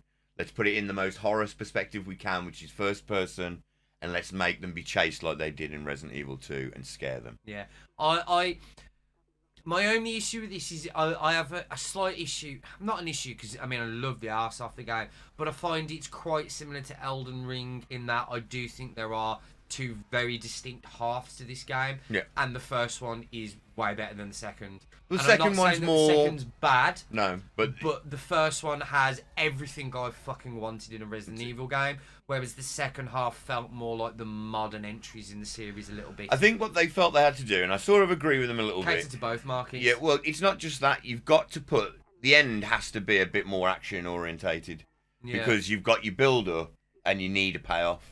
It's not always a great payoff, and being scared's always better. But in a Resident Evil game, ever since 1, it was tension in the mansion, got a bit bigger, and then carnage right in the labs. Yeah, and that's what this does. So the boat section I thought was brilliant. Yeah. But everything after that, I very rarely remember it. You know, because it was. Well, it's very much a wrap up after the boat. Yeah, it could have been. That could have been in Resi 4, Resi 5, Resi 6 or 7. Yeah. You know what I mean? As opposed to the rest of it, which is its own identity. Yeah. That's why 8, I think, does a better job. Yeah. I tell you what, Resident Evil fucking loves itself in January release, doesn't it? Yeah. Because how many were last week? There was like a couple out last week. We had Resi 2, Resi 8. This was Resi 7. I mean, I think what they do is they try and fill that area of the market that used to be void. Yeah. Whereas, like, start of the year after Christmas, no games. Yeah. You know, now the biggest void time is fucking summer. In summer, when you're free, there is not a fucking game out. Which is hilarious, man. Like, all the kids are off school and they're just desperate to play video games. Yeah, there's just no video games out. Ridiculous. Nothing. Play FIFA again. Yes, play FIFA but again. A real return to form for a franchise here that I was quite prepared to write off at this point. I think a lot of people were, and that's the problem. I mean, like, but this game not only came with its first-person perspective for free on the PlayStation anyway. They gave you the VR mode as well. Yeah, yeah. And it was which I played fucking and was terrifying. Yeah, it was really scary. It was terrifying because you felt the claustrophobia of like being in that house. I thought this tune was great as well. Yeah, music was the music and the sound design in this game throughout was fucking phenomenal. Graphically, I mean, this RE engine, this was the first RE engine shown when and you just went, oh shit, fucking Capcom can make stunning looking games. They can do what now? Great. So there you go. Like that. I don't know what else we can say about Resident Evil. It's a superb game. It's come back to its own form. I'm looking forward to Resident Evil 4 remake. Yeah. Coming out in March. You know, hopefully you'll all be jumping on board with that as well, or at least jumping in stream. Yeah. Or you know, you'll be jumping in my stream to watch me play it because Resident Evil is just a franchise that I will always play. Near 6, maybe not. Yeah, but it is just. You know, I've been playing it since the PlayStation 1, since its first release in like what 2000, way back when 995, 996, 96, I think. 96, yeah. Right, so moving on to what's released this week, as we sort of teased a little bit earlier. Nice. Nice. Right, so this week you may have caught my stream playing this. It is, of course, Dead Space Remake. It's the remake of the game released in 2008. I've had a couple of issues with it running, but I managed to sort it out. Turns out that my graphic driver needed downgrading, which managed to get it sorted out. Downgrading. Nice. Well, yeah, rolling back, as they say. But IGN giving it like 9 out of 10. A lot of people saying it is to Dead Space what the Resident Evil 1 remake was to Resident Evil. Yeah. Which is high praise. Yeah, high praise Absolutely high praise. Now, be aware, it is quite gory. It is quite a gory game. Yeah, trigger warnings if you don't like violence, like this isn't the game for you, because it's not just shooting things, you have to dismember things. Yeah, you literally have to tear arms and legs off things. So, it's set in the 26th century. The story follows engineer Isaac Clarke, a crewman on a repair vessel, the USS Kellion, assigned to the USG Ishimura, a planet-cracking device, a massive planetary mining ship that has gone silent above the planet Aegis 7. His crew include a computer specialist Kendra Daniels, chief security officer Zach Hammond, and co-pilot and security personnel Corporals Haley Johnston and Aidan Chen, while investigating a distress call sent by the ship's medical officer and Isaac's girlfriend Nicole Brennan. The vessel's crew is attacked by creatures made from mutated human corpses known as necromorphs. Isaac is forced to fend himself as he tries to save the surviving crewmates and learn the truth behind the loss of the Ishimura. Now, this game has obviously been out since 2008. That is, don't get me wrong, I know on consoles they're asking for 70 quid. On PC it's about 50 quid. It is worth it. Yeah, I mean, it looks fucking stunning. Mate, like, it's incredibly beautiful. Yeah, I mean, I remember the first one being a visual stunner when it came out, and this is wowing me more than the first one did when it came out. And not only that, if you bought it on Steam, if you have pre-ordered it, you get the second game, Dead Space 2, for free. Oh, now, nice. that's a great game as well. It is good. It is good. It was only really 3. Yeah, 3 was... Like, they tried to make it co-op, and it just happened. But as you can see, I mean, fucking... Some of this stuff is fucking nightmare fuel. and, like, the weapons in this were awesome as well. They were really unique, weren't they, man? Like, buzzsaw firers and nail guns and things like that. Rah. Apparently, if you finish the game on Impossible mode, where you get 1 life and 1 save, you get a new suit and a weapon. Okay. So, it's good to see that what they're doing is they're putting the carrot again. Yeah. So we go, you want to get good at this game, we totally understand it. There is a way to get really good and earn yourself something nice. Some shit in it as well. Instead of the common gaming trick of, you know that thing that you used to unlock by being good at the game? 3 quid. Mm-hmm. Metal Gear Solid and Cash. fucking tuxedo, man. Fucking Cash, please. pricks. Right, moving on from an incredible game onto a very mediocre game. It is, of course, Forspoken. Now, I know we spoke about this earlier. We will keep this brief. I'm just going to give you the rundown of what it is. So, protagonist Aelfried Frey Holland, or Ella Balansky, is the young actress who's playing her. Is a young woman who's transported from New York City to the fantasy world of Anthea. She uses magical powers to journey through it and survive in order to find her way home. Aethir is under the tyrannical rule of the Tatanis. Fucking hell. There's RPG all kinds of games, bullshit man. in this, isn't there, man? Right, which include Tata Scylla, or Janina.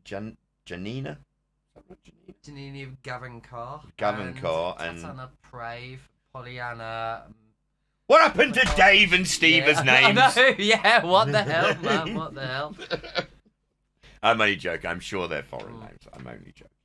Before anyone starts writing in. Other characters include Frey's sentient bracelet, Cuff, original name. Fuck me, Jonathan man. Cake. Fucking hell, that's worse than the Avatar shit I'm going to moan about later. Good lord. The advocate, the archivist, Joe Day, or Keelia Seattle, or Settle, is that? Settle? And Auden, or Monica Barbaro. Gameplay was designed to be focused on terrain traversal, speed and fluidity. Square Enix also described the game as a narrative-driven adventure. The character exists in an open-world format where the players are able to travel anywhere at any time. The player character, Frey, has access to a variety of magical spells. Following each combat encounter, the players earn experience points. Frey's cloak can be upgraded in order to improve her combat efficiency and stats, while applying nail polish unlocks special abilities. Really? I didn't know that. Really? Wow, okay. The player can also craft new items or rest at a safe location in order to restore health. While the player is exploring from the game world, they may encounter a break storm. It's a scenario similar to Horde mode, in which waves of dynamic creatures spawn and attack Freya. Or Frey. Freya? Is Freya? Freya, yeah. The storm ends with the appearance of a named boss character. So, it just sounds shit, doesn't it? To be honest, it sounds like what we've spoken about before. Committee game design. Yeah. So it's not some guy like, you know, back it's in not the a passion day, project. Yeah, when you have your visionaries, people like David Lloyd and fucking Shigeru Miyamoto that were like, I really want to make this game. This is a group of geezers that have sat around in suits in an office and gone, what's popular? Tick, tick, tick, tick, tick. Put all that in a game and then build the story around it. Yeah. That's exactly what they've done. It's exactly what they've done. we said before, any game that says you can't have a copy before it's actually due out, avoid like the plague, because they know it's mediocre at best. And of course, the game came out to mixed reviews, so it got proven to be that fact as well. And then they just want to try and sell copies of it before people realise that this is shit. That's it. So, and to be honest, I mean, don't be wrong. As a surface level, kids, at a surface level, it does look quite impressive. Yeah, it's and gorgeous to look at. I'm sure it's a fun game. The problem is that it's got no depth. So all you're doing is going from marker to marker, killing enemies with no real purpose or point. And so, don't be wrong, it's a popcorn muncher game. I guess. Yeah. You know, it looks pretty. You're not fucking bothered about it. It's got all the bells and whistles that if you like an open world game, but there's nothing in it for me to stand it out from the other sort of people in the pack. Exactly. You know, am I going to play that over Breath of the Wild? No, because Breath of the Wild's just a better game. Like, it's not just a better, it's better by a country mile. Yeah, it's not even close, is it? No. Right, so we'll move away from that as we've discussed enough. As I said, Forspoken's out now, but essentially, you know, it's come out to mediocre reviews. Go and read a review, kids. Go and watch somebody who's played the game. Go and find a Twitch streamer. Go and watch them play the game. Make your own opinions. Don't go out there spending £70 or £60 on the PC for a game that's meh. Yeah, or as a sort of fuck you to mediocrity in games, wait 6 months and buy a second-hand copy in CEX. That's it. That's correct. Because it's the easiest way. Yeah, well, and it's the easiest way to actually play something while still fuck you in the game industry, you know. So. Exactly that. Right, so we'll move on to our final game that's been released this week. Surprise release. I love a good shadow drop, man. Oh, check this out. Yeah. Go play it now. Huh? When's it out? It's out. Yeah. What do you mean it's out? I mean, it's out. So this, of course, is Hi-Fi Rush. It's a rhythm action-based game. Hi-Fi Rush is a rhythm-based action game where the protagonist Chai, his enemies, and parts of the environment move to the beat. Attacking, dodging, parrying on rhythm is not required, as actions automatically sync up with the music. But by timing the button presses at the right time, while timing the button presses right, the players are rewarded with higher damage output and more combo options. Obviously, if you're someone like Rich who absolutely loves a rhythm game and loves seeing that little thing go from A to S up in the corner, it is definitely one for you. Oh, yeah, this very much looks like a bit of me, doesn't it? That's it. So, very much. Before we get into it, the game follows self-proclaimed future rockstar Chai, produced by Robbie Damon, who becomes a defect of an experiment which gives him a robotic arm and the ability to sense rhythm of the world. Using this power, Chai and his friends face off against corporations responsible for experiments and its leaders. Hi-Fi Rush also includes licensed music from real bands such as Black Keys and 9 Inch Nails. Bad. Yeah. Crazy. Like, I mean, the fact that this is made by Shinji Mikami. Yeah. Of like fucking Resident Evil and Evil Within fame is absolutely insane. I said to you earlier, it looks, and I don't mean this disrespectfully, this looks like a 360 game, and I don't mean that as in it looks crap. I mean that as in this looks like the kind of game where, like, I think the sort of PlayStation 2 and the Xbox 360 were the golden age of gaming, because that's where you had it just started to become corporate and popular, so there was a lot of money coming in, but that money was also being used to make crazy things, and that's exactly what this looks like. I mean, you have one of the best horror directors in the world. This looks like a passion project as a palate cleanser, and I'm in for it, man. I'll be honest. I haven't put it down yet, but I haven't put it on yet. But I have got it downloaded on the Xbox, on the PC, because even I was like, well, this just looks like it's going to be a laugh. Yeah. You know, it's going to be over the top humor. It's going to be completely unrealistic, and there's going to be loads of fucking pun jokes, I suspect. Yeah, well, like you said earlier, it looks like Jet Set Radio, which is one of my all-time favourite things that have ever fucking existed. The fact that there isn't a HD remake of that is a crime against humanity. I'm shocked. You can get it on the Xbox. It's on the Xbox. Yeah. You can buy it. You download it on the Xbox. Yeah, do you know what? Music, they had to gank all the music out of it for license, which... I hate to say it kind of spoils the game because the music was so good in it. They always put like, it's that song adjacent music. Yeah. But yeah, this sort of looks like this, and as you said earlier, it's got the whole sort of the hack and slash vibes where it looks very slick. I am I am an absolute sucker for style ratings. Like, I Yeah. love... There's nothing I love more than walking into a room with 50 guys and not just knowing I'm going to fuck them all up.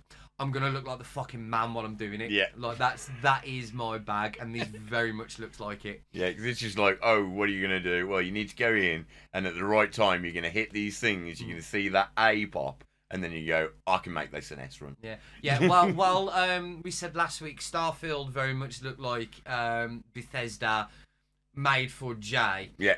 This has been made for me. Yeah. This is literally everything I want in a game, and I'm a bit upset that it's not on the PlayStation. I mean, again, I know me and TJ definitely keep trying to encourage you to get a PC, but this should hopefully push you a little bit more away. Obviously, that's potentially in the future. Anyway. Well, yeah, I mean, not for a while, because bills to pay first, that's but it, you know that's what I it. mean? But like I say, I might borrow your Steam Deck with it. That's it. Yeah. Yeah, not real talk. That's it. I still got to put Windows on that. Yeah, I mean, like I say, what I've seen of the game just absolutely looks like it's just a blast to play. As I said, it's on the Xbox, so it's on Game Pass. It is free. Bethesda are actually coming out the woodwork with some games. Sometimes some of their other little subsidiaries. Yeah, I tend to find the stuff they themselves make, I'm not that interested. But the stuff that their acquired studios make tends to be awesome. Like Arcane, for instance. Yes. So, like I say, I just, I suppose I suppose you do a little bit of house cleaning now. Yeah. Right, so that is basically coming towards the end of the show. Rich is going to dip off after this. We have still got an hour of a True Talk with TJ that's going to come up after this, but we're going to do a couple of our sign-offs now. Although before we do that, Yeah. I thought I'd give you a brief Yes. little update on the model I'm currently painting for charity. Should probably mention that we're going to try and we had sort of roughly decided Yeah. on charity, which I will announce on the Discord because I don't have it to hand right now. But basically, it's a children's charity, and what they do is they give Lego sets to kids in hospital in order to give them some activities to play. I will send all the details out on the Which Discord. that to me is a fucking great Yeah, idea, it's a man. fantastic. That's superb. And I don't think, considering we're going to be sending a model to somebody, I don't think you could ask for a better parity. No. And while you're mentioning models, Rich, let's have a look what you've got. Cameras up there, buddy. So I've been doing a bit of preparation work, so just mapping out colours. So There you got go. a Starting to look alive. manky flesh colours, and I've started building up the volumes, highlight shadows and things like that before I start the That's it, messy looking process of adding colour. So, right, guys. So what we'll do is we'll put the link into the Discord channel. Those of you part of the Discord, join there. We will put it onto the YouTube comments section, just if you want to join the Discord from there. If you could just, all you got to do is you'll follow the link that I'll provide to donate to the Lego for Children charity. Charity? Charity. English has been hard for you today. Yeah, I'm tired. It's Sunday. So what we're going to do is we're going to go. We'll put all that link up there. Donate to them. When you donate to them, you'll probably get an email back saying thank you for the donation. Just forward me that email to our email, which is, of course, you can't get it to hand, fireconvoygeekshow@gmail.com, and just put it to either me or to Rich. As long as we can see it, we'll take your name, we'll put it into the tub that we have, and then at the end of the season, we will pick a name out, and you will be getting that lovely model. Yeah, if you don't mind showing it again, please. Yeah, Rich. end of March. End of March. End of March. So there you go, and you'll be able to. We'll be winging that to you. I'll be sending that to your address, and you can have that to sit on your wall and somewhere, and all it will cost You you. can sit on it. I can't any imagine donation. it's going to be very comfortable, though. There's no minimum donation. There's no maximum donation. Everybody, no matter what you donate, will go to the same. Equally. If you put £1 in, you will get the same chance as someone who puts £100 in. But do give. Obviously, it's not coming to us. We're not getting anything from it. All we're doing is we're just trying to help some kids out. Right, kids. Next, so I'm just going to quickly sign off before we go to True Talk with TJ. But thank you, everybody, for being with us. Obviously, I've been Firefly0. You can catch me on Twitch, which is also at Firefly0. You can catch me on the Twitter. You can catch me on the TikTok. You can catch me on the YouTube. Catch him on Yeah, everything. catch me on everything. You can catch me on Facebook. You also want to know what he's caught, but we'll talk about that another day. Exactly that. And of course, my co-host here, Rich, you can catch him over on the Instagram where you can see a lot of his painting works and more witterings from Rich. But once again, guys, it has been Firefly Firefly, LiveConvoy. yeah, Firefly and LiveConvoy over at FireConvoy Geek Show. So thank you very much and enjoy this True Talk with TJ. Enjoy the rest of your Sunday. Bye bye. I'm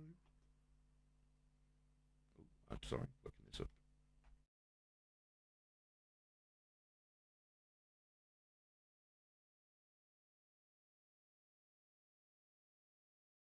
It's that time again. It's True Talk with TJ.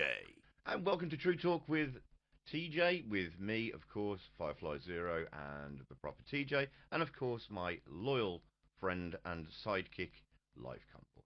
So it's me. What? So, we've all going to start the conversation, of course, about what we were talking about last week, which was the Last of Us TV show. Episode 2's out today. Well, episode 2 is out a couple of days ago, to be honest. And episode 3 will be out tomorrow, to be honest. Yeah. Right, so I'm losing time. Ignore me. So, obviously, the one thing I'm going to point out that I didn't realise from last week is it's the lady from Fringe. I don't know if you ever watched Fringe. Yeah. But she... No, What's her I name? recognised her. No, I've never watched it. I can't Yeah, do her Fringe- name, it's but amazing. when I saw her getting slapped up in the first episode, I was like, I really recognise her. Yeah. And I was like, I couldn't think, and the hair colour threw me, and I was like, oh, but I know her from something. I think the Shiner Oh, threw actually, me. I was look. like, hold on. Yeah, don't know it. There's been a little bit of controversy, isn't there, with episode 2? Yeah, people have been going saying... Without obviously giving too much away. well, But I mean, they, I like to think that we're a week after the episodes aired. If you're listening to this, you can obviously spoilers. Yeah. You know, we are going to talk about the Well, episodes. and there is the game that's been out for... Yeah. 10, Yeah, 12 years, exactly. whatever it's been. Yeah, so- Ridiculous. So, obviously, the controversy was around her death, wasn't it? Around the fact Yeah. that, like, I mean, I thought it was great, personally. I thought absolutely I mean- superb hero death. But it's an interesting thing because actually I think it opens up, it potentially opens up a discussion for us because we said last week about how the game is following the series is following the game story to a T. Yeah. Even like with dialogue, and that seemed to continue until that scene, because that scene is different in a sense of the what they face at that end scene isn't what they face in the game. Now, it's been a long time Well, since I've played the game, so what is it? Sorry, Rich, were you going to say what it was? I was just what I was gonna say is like it's the whole the not having spores thing has kind of caused a lot of controversy, hasn't it? And I think it's more to give. I kind of see a point on either aspect because you could get some absolutely gorgeous camera shots. Do you know what I mean? Looking through a window with it looks like giant fog, but it's actually all these spores and stuff like that. But then I don't think having something sort of tangible and it's almost enemy-like. Do you know what I mean? Well, You point your finger at and say, it works better in a this is game, the thing. doesn't it? It works better in a game. Yeah. Because it Well, gives you an there's- area where you've got to act differently to the rest of the game. Yeah. In a TV show, not so obviously, much. it's the lack of having to constantly put on a gas mask Gas and mask everything. Yeah. and And, stuff. but that's I will say I did think the whole sort of I'm going to stand there while he shambles towards me while flicking the lighter, and the last flick I could possibly do was a bit like, this is a bit Hollywood action cliche. Well, I mean, it's Like, it's I simply for the find tension building, isn't it? Simply for the tension yeah, building. yeah, but that's the sport thing isn't actually what I was getting to. So obviously, as I said last week, I'm playing the game again. I'm about halfway through at the moment. But in the game, so when they leave the city, they have this big thing where they're multiple of the Federal agents are looking for them, and it's actually when they get into that building, it's Federal agents that come for them. Yeah, Oh, right, yeah. okay. It's not the. What are we calling them? What is their like? What They're do they just call called them the in the game? infected, aren't they? Yeah, I think so they're just we've already infected. Because my daughter's been like, walking in when I'm playing. I'm not letting her watch it. Don't worry. And she's like, "Oh, are these zombies?" And I'm like, "Well, no, they're not actually zombies. They're like plant Yes and- mutants. yeah, yes and so no. they're like, it's like they're not what you would typically class as a zombie, but they are like undead to Yeah. a sense. So Because they're undead we're and gonna- they are we're gonna be reanimated. infected. Yeah. But Yeah, they're not like they're not what you think of as traditional like George A. Romero zombies. Yes, exactly. But then they also click the criteria for being a zombie at the same time, don't they? It's this weird juxtaposition. I think this comes to the point of like in a lot of things because zombies are so overdone Overplayed. Oh yeah. that everyone's like, look, zombies are a great enemy because there are loads of them. Anyone can be one. It's a really, really good plot device. But And it's also, you're not pointing the finger at anyone because, you know, it's not like the British are the bad guys, the No. German are the bad guys. It's like zombies. It's not person, race, ethnicity specific. It's just like, this is an undead horde that's a threat to everybody. Yeah. So it's like a great unifier, isn't it? That's why zombie films are a good one. exactly. I- Karen. But yeah, so yeah, I was just say just with that whole thing, it being the horde of infected coming after them as opposed to Fedra, it makes me wonder now how much more they're going to make subtle changes to who the enemy is at specific times. Like, is it going to be Fedra agents? Is it going to be other like other people, you know, gangs of people? Is it going to be like infected? You know, because you face them continually in different stages of the game. Yeah. And I wonder if they're just going to move them around to be able to tell a better story for television. Well, Yes. that's I the would thing suspect I've so, yeah. always said to Jay is one of the reasons I find a lot of video game adaptations fail miserably is because like video games are a very unique storytelling medium. There's nothing else like it because of the fact that you're an active participant in moving the narrative forward. It's like, it's not like a show where if you turn away it carries on. You know, a game, you turn away and the game stops. You know, so you get this sort of level of immersion, and I find just simply trying to do exactly what the game did, but in a different medium doesn't work because you haven't got that extra layer of immersion. So I do think it's like comic book movies. You can't put so Watchmen, I feel, failed because like Watchmen was an absolutely like the best possible rendition you could make in film of the comic book, but the story had to be a comic to be told. So it kind of missed the point entirely. Who doesn't like a big blue dick? We on about? Everyone loves a big blue dick. Yeah. Massive That was cock on, man. dong. Pun intended. Like dong. Yeah, but it seems as long as the major story beats, and as long as you know, the thing we spoke about last week that the show was going to live or die on is the relationship between the two of them. Yes. Which, as far as I'm concerned, is killing it. Yes, Like- very much so.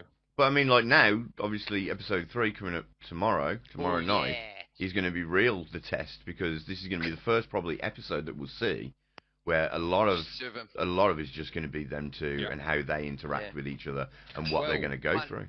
Well, I wonder because obviously the next port of call is obviously Bill and Frank's. Was it Bill? Yeah. I wonder how much we're going to see of them by themselves before we see Bill.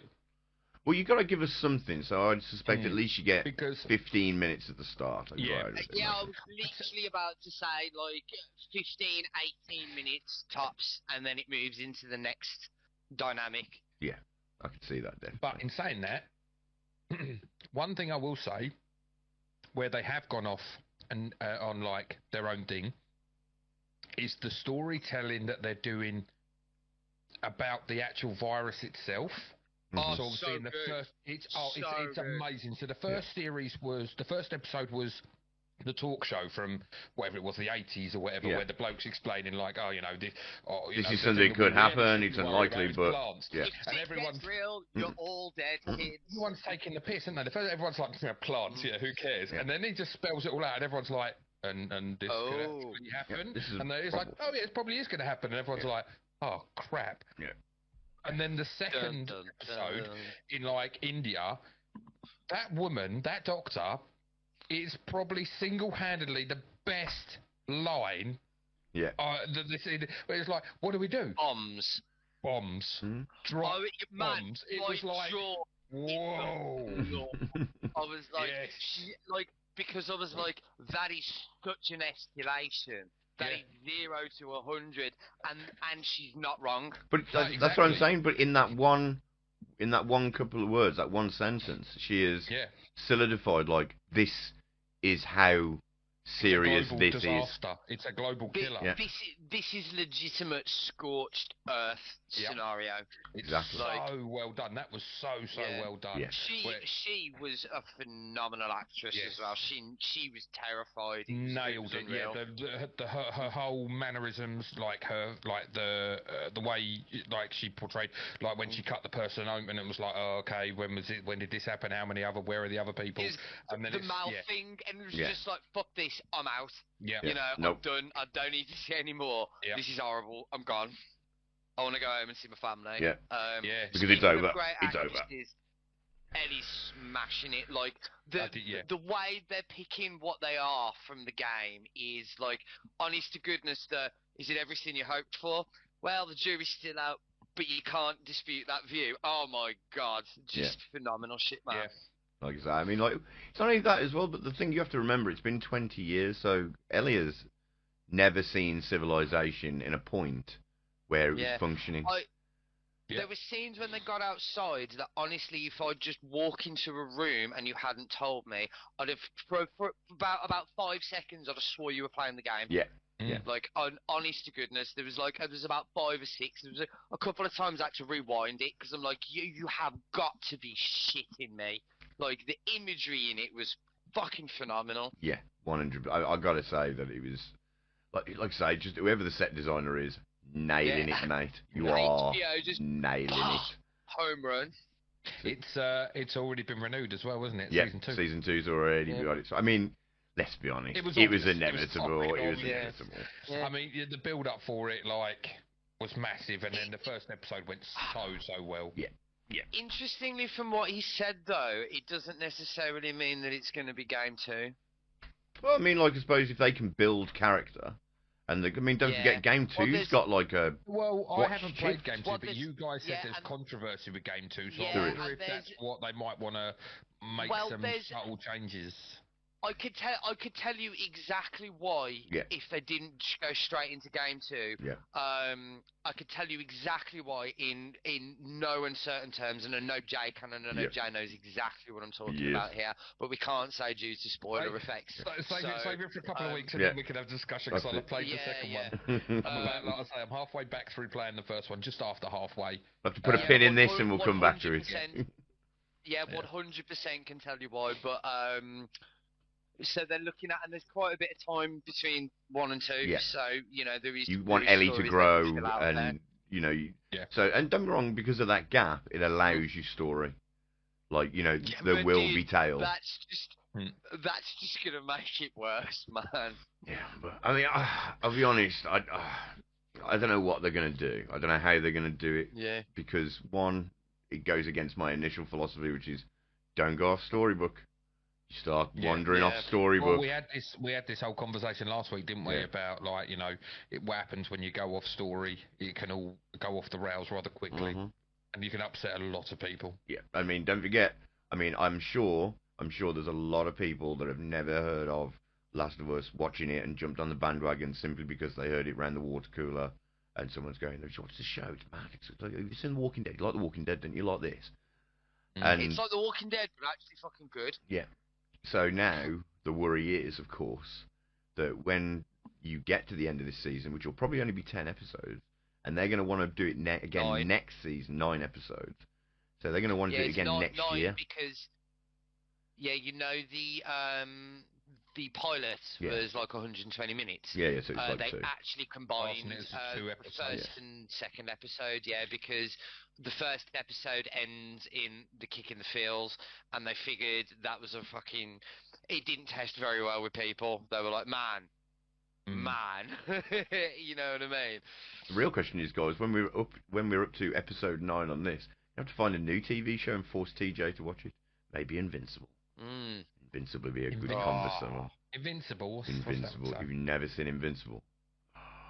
I've seen the film with Mark Wahlberg about Vince Capaldi, the American. You got Prime, and you got Prime Video. I got Prime. And you like cartoons. I like cartoons. You got a load of. You're a grown man with pops anime? behind you. Is it anime? No, No, it's Western. It's Western. Oh, okay, superhero. okay. So do you remember old and- Justice League and Yeah, X-Men, that kind of style cartoon? Oh, I loved X-Men. Yeah. Yeah. You'll love this. Right. I'm not saying anything. You got to Yeah. watch the first episode, and then I want to hear back from you. Okay. Yeah. I've got a lot of straight assignments up. going on here because, like, the list of anime stuff that Rich gave me on Friday. Oh, I'm like- talking when we're done with Last of Us. We're going to need something to Yeah. just weekly Okay. start the Yeah, show for- and have for something real. to yap about.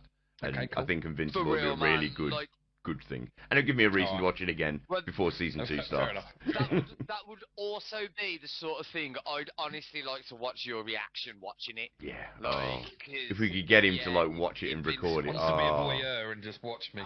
Yeah. Jay, all I'm saying on about Invincible is the train, man. Yeah. It's just, oh my god. Anyway, It's we won't. just- Right, we're going off piss. We're Whoa. going off piece Yeah, a little yeah, bit. But Yeah, so, where are we about in the episode now? So obviously they've come out into the city. You get into the climactic end. Now I know you're saying about striking the lighter, because trust me, I was watching it going, you know, my eyes literally rolling outside of my head, going, yeah, I was like, come on, on. man.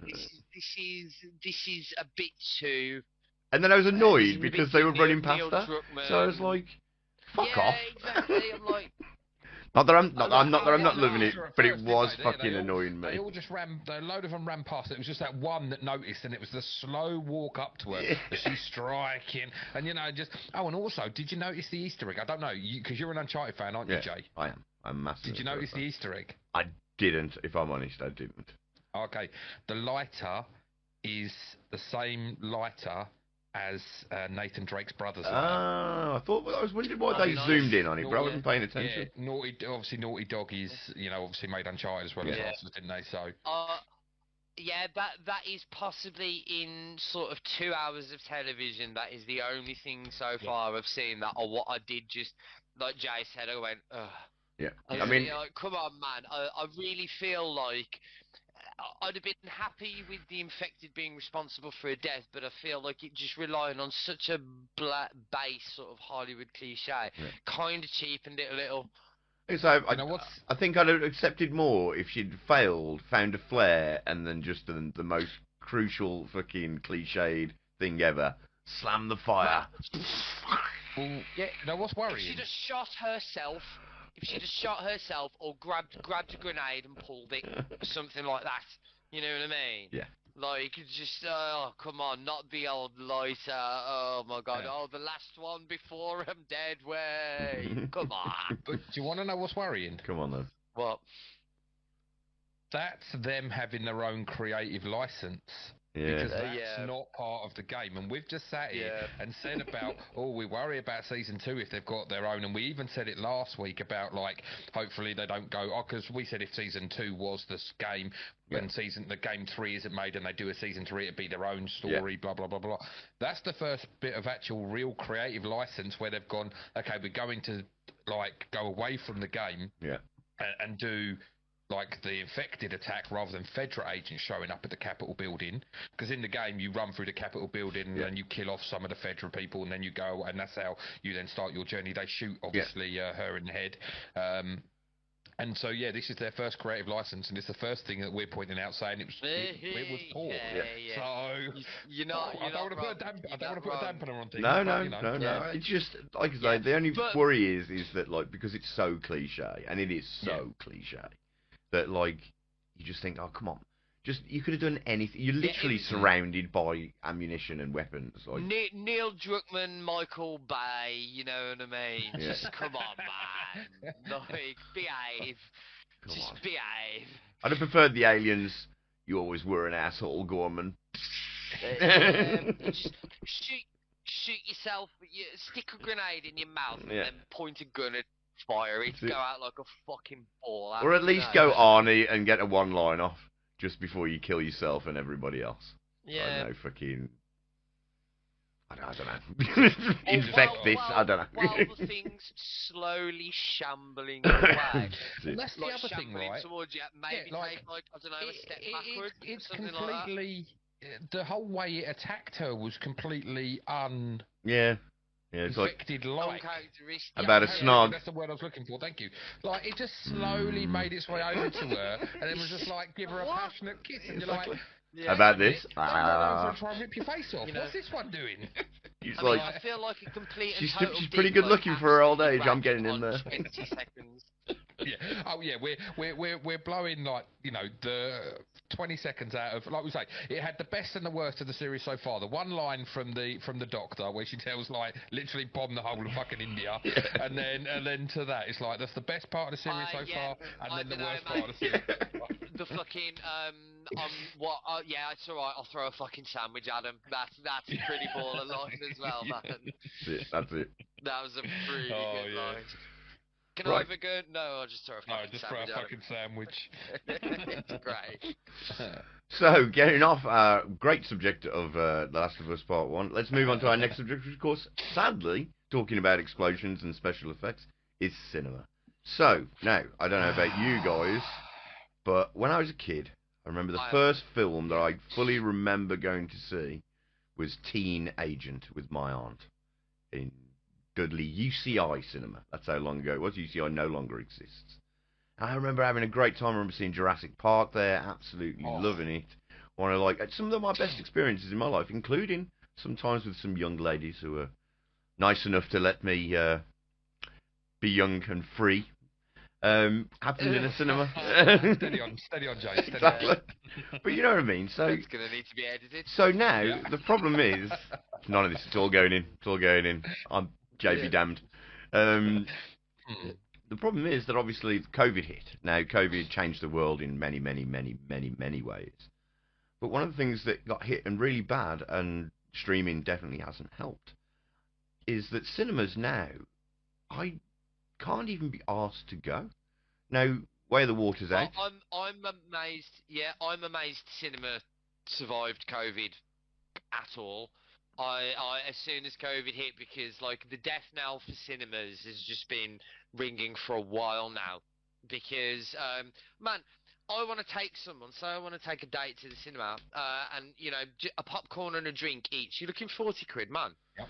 Like, Well, talking about it's insanity. Well, talking about confectionery, don't forget they charge so much because that's where they only make money, or so that's what Yeah, led to yeah. believe. It's down on the films. Yeah. So I know there's a couple of things where they lease a film and then they can take a percentage of the film's profit if it does well. So something like Avatar: Way of the Water, I suspect they would have charged a fortune for, but what they would have suggested is like, well, all right, you get 10%, we'll take 90% of the tickets, which again, and then you've got to make money back on your confectionery.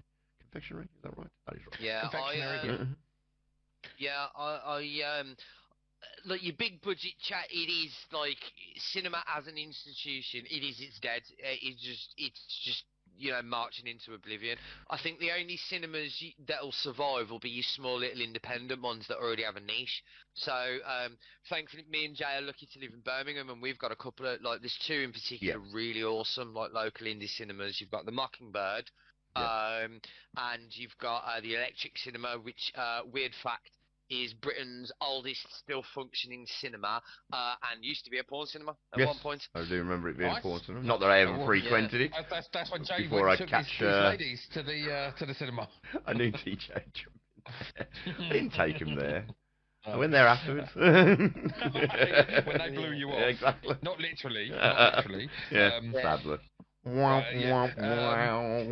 it. I'm in that same boat because we have a cinema here that is it's only two screens. One of them's a massive screen, one of them's a little tiny screen, but it's £3.50 Monday to Thursday. Friday, Saturday, Sunday it's £4.50.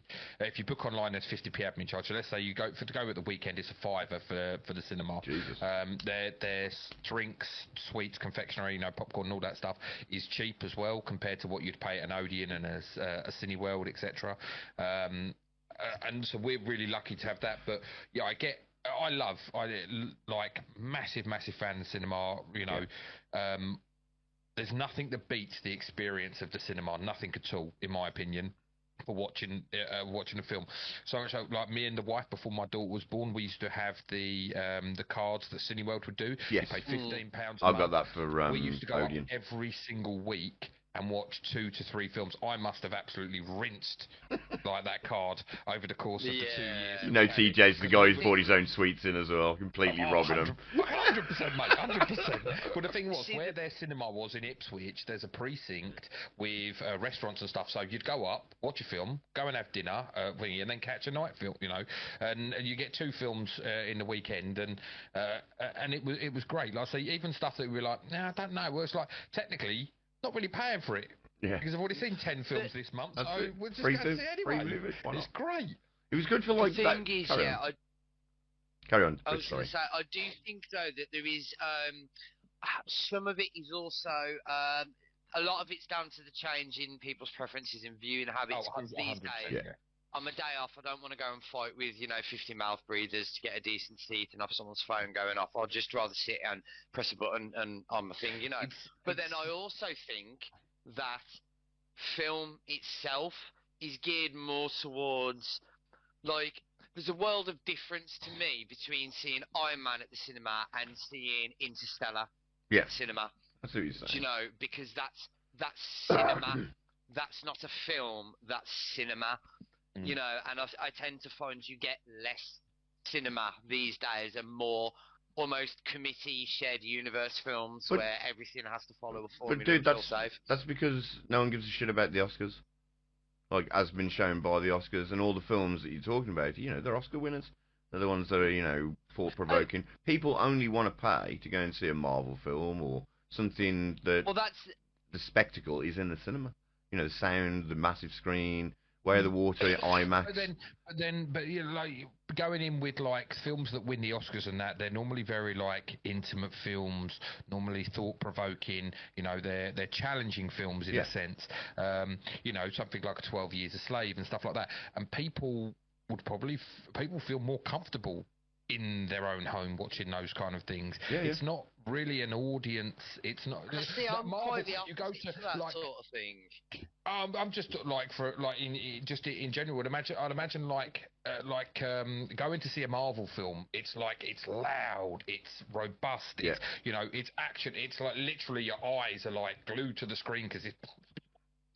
There's no like you could just sit there and veg out at the cinema with your popcorn and just be like, meh, and watch all these fancy colours on screen. Whereas I feel like people. For that reason, like what you said about going and people's phones going off and sitting next to God knows who in the cinema, they don't want a film that actually they've got to sit down and actually like take in and think about and actually like use some brain power to understand the story and what's going on while there's all this other commotion potentially going on. Yeah. See, I'm sort of wired very opposite because of the sort of loud, flashy nature of the Marvel films. It really doesn't bother me at all where I watch them, and I'm not just picking on Marvel. I'm just they're a very it's the easy to straight sort of forward. Oh yeah, I mean like example. They're the films that make the most money these days, aren't they? When I think about going to the cinema, it's probably just going to see a Marvel film. So I was like, well, I'll go and watch it there. Until Avatar comes out. Yeah, whereas I couldn't give a shit. I love Avatar. Oh, don't. It's all right, but it's Ferngully 2 was amazing. Yeah, Ferngully 2. Yeah, exactly that. It's like Pocahontas with Smurfs. This is the thing that sends me absolutely feral about the first Avatar, and this is such a stupid small thing, but honest to God, it makes me so fucking mad, is the fact that they had a 300 million budget for the film, and the best name they could come up with for the elements was unobtainium. So fuck yourselves, man. Like, I was out at that point. I was out. I'm like, I'm done. It's Go the fuck best the film, man. It's like, James Cameron was just, he finished writing this 10,000 page script, this epic movie, and it's like, I'm struggling to think of what to call this really rare element that they're struggling to get hold of. That is really, it's difficult, it's almost unobtainable for them. And then a light bulb just goes off and it's like, unobtainium. There's a common rule of filmmaking, right, that states the audience will only suspend their disbelief once during the course of a film at the start. So the key rule is you make the suspension of disbelief so big that everything else is like a natural consequence. Yeah. It's why when stuff breaks its own internal logic, it really stands out. You're like, well, hang on a minute. No, You know, and that was kind of, I know it's so small and so petty, but my mind just went fuck off. You know, at that point, and I was like, I don't care about you now. You're done. You're done. It's just pretty pictures, and it is gorgeous. Yeah. But I think he's a bit up his own But it- arse but- about it as well. But it's an IMAX film. Like, Oh, yeah. you could honestly Yeah, say that yeah. that film was Well, solely made to sell IMAX tickets. Mm. That's what it's Yeah. for. Because if you watch it any other way, then you're probably not experiencing it the way that it should be experienced, which is this, headache-inducing 3D effect in a massive oval 3D screen. IMAX 4DX smell-o-vision. It's, I think that's a good thing. Obviously, like 4DX, IMAX, standard, 3D, like gimmicks within like the cinema. Yeah. That just. Are they really warranted? Are they needed? Did they hurt cinema in a sense? Like, as it? Yeah, I think so. I've only seen one 4DX film, and I wanted to see it just to see, and it Same was. here. I've only seen one. It was Never Ready seen Player One, and I have to admit, I thought that was a great really film. good use of it. Great film. Good book. Second book. I really enjoyed even the film. more so. I haven't read the book though. Okay. I don't get on Ready Player One very much at all. Fair enough. But it was a good use of the technology I found. But like, would I want that? Like I say, if I'm gonna go watch a serious film, like I watch the Marvel films at home, but I went to watch Joker at the cinema. You know, like if I go and watch sort of those sorts of films, I don't want my fucking chair moving around and punching me in the back and a smell going off and a light flashing. There's a very limited amount of films each year that you could probably like. I've only been to see one, and it was Rogue One. I bet that was it's great. Kind of like. Yeah, but that was alright actually. Love Rogue One. I Film's like great. the film. No, this isn't like a me moaning about the film or anything. Because I will end this chat, TJ. I will end it. Yeah, man. Bruv, I'll get in my car and drive to your house now. I will. Like, No, I don't. saying No, I have Rogue no. One. I have like I don't have an issue with Rogue One, but I literally was sitting there laughing as I'm going. I'm sitting there. I'm like, okay, this is cool. What was hitting me in the face? And I'm like, what? And I'm literally like, I didn't know I signed up for a roller coaster. Like, and I got water splashing me in the face. And I'm like, watching people next to me with their popcorn. Fucking so nice. I'm just like, what is going on? This is ridiculous. And I couldn't take it seriously. And I've never been back to watch one because I was like, I just can't do it. It's like, it's a ridiculous gimmick. It's a ridiculous gimmick. I don't. People are like, oh, 4DX is amazing. I'm like, no, it's fucking not. Shut Well, up. Yeah, I gotta say that it's my like- experience like- with 4DX has always been amazing, but mine's always No, been I- a theme park. So Yeah, it's well, like yeah. 10 minutes long.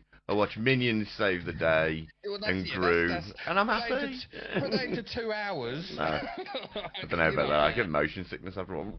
Well, there you go. Yeah, Can I get off? Yeah, Can I get off? 3D seems to have been a gimmick that seems to have died until it crops up again in 10 years' time, because it always seems to come back. Yeah. And I'm grateful for IMAX. I do think IMAX is legit.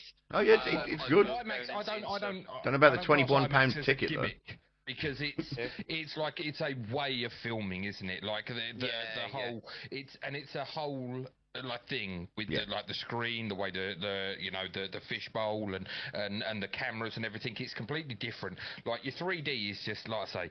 I don't know about you. Obviously, I don't wear glasses, but how do you guys get on with like wearing glasses over glasses? I know my wife has. I hate it. I fucking hate it with every fibre of my being. Yeah. It's just not a comfortable I experience. will just take my imagine, glasses for you off guys. and fucking. I mean, I'm fortunately not that blind, but I'm blind enough. So. Yeah. The other thing is, I find there's like in terms of 3D, there was a very big distinction in terms of films that were made to be seen in 3D and films that were translated to be seen in 3D. So there's like 2 examples. Three, in fact, I can think of. Blade Runner sequel was fucking phenomenal It's in a 3D. great film. It's an absolutely great film. Yeah. Love that movie. Avatar, as much as like I have issues with the actual film itself, The experience of watching it in IMAX in 3D was fucking jaw-dropping. I can imagine that, And Dread as well. Dread was fucking Oh, phenomenal. Dread's a great film. Dread's a very underrated film. How we haven't got a sequel to that is just criminal. But I feel like a lot of people just like can't get over the original and like probably passed up on the sequel because of like Sylvester Stallone film was so turgid and crap. I am law. But,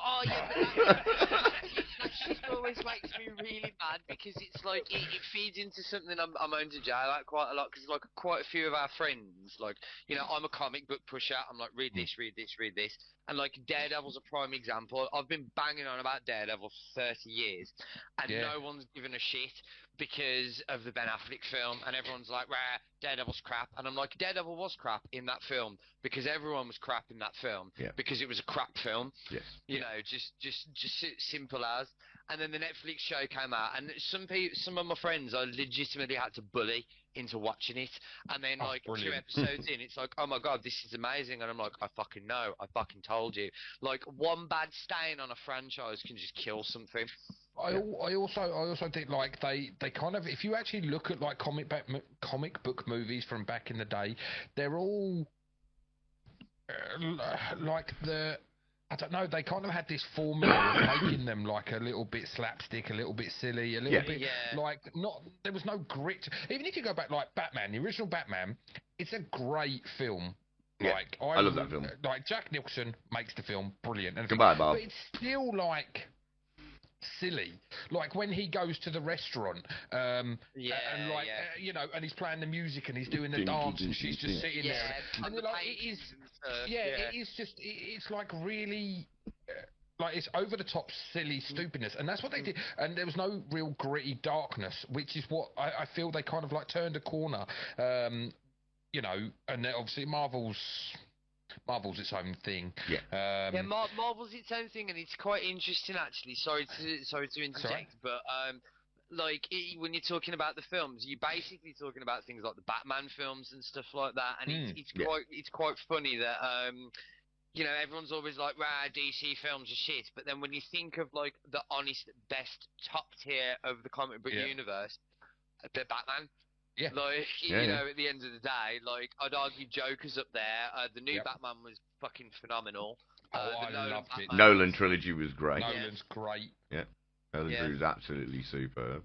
I, you know, I'm probably in the massive minority, but I didn't mind the Justice League stuff either. So, you know, but then I'm a DC homer, so, you know, controversial opinion. I honestly thought Ben Affleck was really fucking good as that kind of Batman. It was just the film was shit. Yes. And I still argue that the warehouse fight scene, despite the fact that I think Batman vs Superman is an abomination and everybody involved with it should be set on fire, the warehouse fight scene in that film is the single best representation of Batman fighting ever put on screen. Like, end of. It's not a discussion. Fact. That's how Batman fights. He fights like it's math. Yeah. You know what I mean? That's it. Like I say, I mean, like, I do agree that, like, you know, for some aspects of the DC what should we call it? The Snyderverse stuff. You know, Snyder knows how to direct combat. I say that about him all the time. I liked Sucker Punch. I liked a lot of his films where, like, the combat, you know, the scenes that he does combat-wise, absolutely superb. He slows down time at the right time. He's a very visual director. Yeah, 100%. 100% a visual director. Do I like his stories? Moving on. So... Do you feel... Okay, I know we're going to getting off subject here, but I just want to throw in one question. Do you think DC, Warner Brothers, are like throwing one last Hail Mary by bringing in James Gunn, because and we're going to, and DC is going to go down more, but DC is going to now go more down to become like a Marvel franchise in terms of how it's made? Because I don't like, I always like, I don't know whether Gunn will do that. As a darker, grittier series anyway, like comics, the heroes and everything. I mean, I'm not massively into the expanded universe in comics but I've always looked at it as their characters are, or the mainstream characters that I liked were very much darker anyway. So, and I just hope that James Gunn doesn't take I- it and make it James more Gunn- Marvel-y, if that's a, if you understand what I Yeah, mean. Yeah. I think James Gunn's clever enough to realise that the reason the recent DC stuff has failed massively is because it's tried to do that. Like DC has to, because of the nature of it, because despite the fact that Marvel dominate in films, when it comes to every other medium, so video games, comic Yep. books, like animated stuff, like DC destroy Marvel to a level that it's not even like especially in terms of comic books, it's not even close. You look at the top Yeah. 50 selling superhero titles of on Diamond Comics list at the end of every year, and you might have 3 Marvel comics in Yeah. them. The rest are all DC. So my So Marvel they're comics, in terms I've of- got a couple of Avengers analogs, and that's only because Jeff Johns wrote them. I have no interest outside of that. Well, it's the good thing is like it's something that DC I think haven't really tapped into enough yet, but they have started to. Is DC have? I don't think they're failing by trying to compete on the superhero front because Marvel have already got that locked down. The thing where DC is infinitely better than Marvel, and Marvel have no answer to this, is your adult creator controlled stories. So if you look honest to goodness, if and I know you know this, Jake, because you've read a lot of them. I don't know how many of you have read, TJ, but if you go onto Google and you honest to goodness type in like top 10 lists of comic books of all time, I guarantee at least 8 of them will be from a label called Vertigo, Yeah. which Right, is yeah. DC's adult imprint. And the stories on there, it's where like Watchmen, V for Vendetta, you have things like Fables, like Why the Last Man, Sandman, which Netflix have just done an absolutely magnificent job of adapting. And if you like audio, then you can find the audio, which is also very, very, very good. Yeah, the audio books for that is phenomenal too. Anything with the words Sandman on it is exceptional, like whatever medium you watch it in. And I feel like DC don't lean into that sort of stuff enough. I feel like build your brand back up with the sort of stuff that Marvel, honest to goodness, can't fire back with because they don't have titles like that in their arsenal. True. To build your brand recognition back up, and then when Yeah. everyone's trusting you again, then slap in, even things like Sandman. You can introduce like DC characters in Sandman because Sandman actually happens in the DC like mainstream universe. You meet Martian Manhunter, John Constantine, Batman, and stuff in it. Yeah. So I feel like they're really missing a trick by not pushing, because you release a comic book film, Marvel are going to release one the month before and the month after, and you're going to get battered. They've got that locked in, haven't they? That Yeah. Whereas if you're Even though- releasing some epic sprawling fantasy, genre thing, well, what are Marvel going to compete with that with? But even though I haven't seen Black Panther yet, Yeah. I'm not massively impressed with the latest phase so far. No, not a lot of people have been. I think the problem is that Is it too because it much? came. Well, I think because it came to a conclusion. Like they came Yeah. to a conclusion. So And probably their greatest character Yeah. throughout he dies, well, sacrifices himself essentially. But I Like, mean, that anyone who knows comics, that's what's known as just a big arc. yeah, Just, it started with Iron Man, it ended with Iron Man. It was just a massive arc. Well, they had this very intricate plan, which regardless of my feelings on a lot of the individual movies, because I do honestly think the Marvel Universe is better. It's the sum of its parts. I don't think a lot of them are actually brilliant films. But the Marvel Universe as a whole, it's something that's never been attempted in film before. It's like, especially Endgame, it was like the culmination of like 20 films and 15 years or whatever, and they nailed it. They pulled it off. They did. yeah. Well, where'd you go from there? Talking How about, do you Back to the drawing board because you've got to introduce everything Yeah. again. that's it. And you can keep a couple of characters, but you're only going to be closed capping their stories because the other thing is this money. Like you want Thor for the other 4 thing 5. How is- much is Thor for 4 5? How much does Well, he yeah, cost? but the other thing as well is they're all getting older. Yeah. That's it. Yeah. Can't be God of War forever. They all want to do other stuff Yeah. as well. Yeah. That's the thing. You've got to, like, doing a Marvel film. Well, you get locked into a Marvel contract. You're pretty much not doing anything else. Yeah. for 4 or 5 years, are you? That's it. What's really interesting as well is obviously their ability to like they can't do what the comic books do in like, oh, okay, we're going to move on and we've got like another Captain America, we've got another like Iron Man or whatever, or we can go down this route and do whatever else and whatnot. Like they can't, because I think in film like people get like Robert Downey Jr. is Iron Man. Yes. He's Iron Man. Yeah, He is Iron Man. You know, Well, you've because done. of Yeah. that, you Well, can't Gandalf's do still what you Gandalf, and Han always Solo's do still when Han he's Solo. dead. Yeah. Like, Now he's dead. he's- Like. You just pull his ass back to life in 12 months' time in comics because that's what you do. You can't do that. You can't do that because, like I say, he wants to do something else. He's like, okay, I've given the last 15 years to Iron Man or whatever it was since the first one was Thank released. you, my 3 Cool. mansions and my house Yeah, in you know, Barbados. I'm Thank now you. like the richest actor, whatever, wicked. Like, and they're like, okay, yeah, now who do we? Oh, this is now Iron Man, and you can guarantee, and people will be like, well, no, he's not my Iron Man. My Iron Man's Robert Downey Jr. And so it kind of falls flat. And so I wonder if they're like I say, I haven't watched Black Panther, so I don't know what the reception with obviously Chadwick Boseman not being in it. I don't and all that, and I wonder, but I don't think Shang-Chi people was will. sick. You're sorry? Shang-Chi was sick. Yeah, I enjoyed Shang-Chi. I like Shang-Chi. So Although Yeah. I didn't like the dragon. here's my thoughts on what Marvel are up to and what this last phase has been. Because you're going to go into a new phase now with Ant-Man. Now, I think this phase... And Kang, isn't it? And Kang the Conqueror. Mm. That's it. Is I it think now?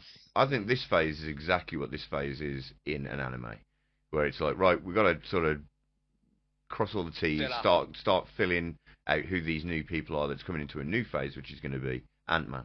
And Ant-Man's going to set off the motion of, right, who is this arc about? It might be about Ant-Man. It might be about the film after that. But it's going to be someone sparking off an arc. Might be about Loki, because that's where the overall villain, which is basically what the arc's usually about, if you think about it. Like, It's where we first saw him. no, that's it. So now this, I think these next set of films are going to be the ones that you're going to care. Well, he's one of the multiple Kangs. He's because a really, he's a version, isn't he? So it's going to be interesting.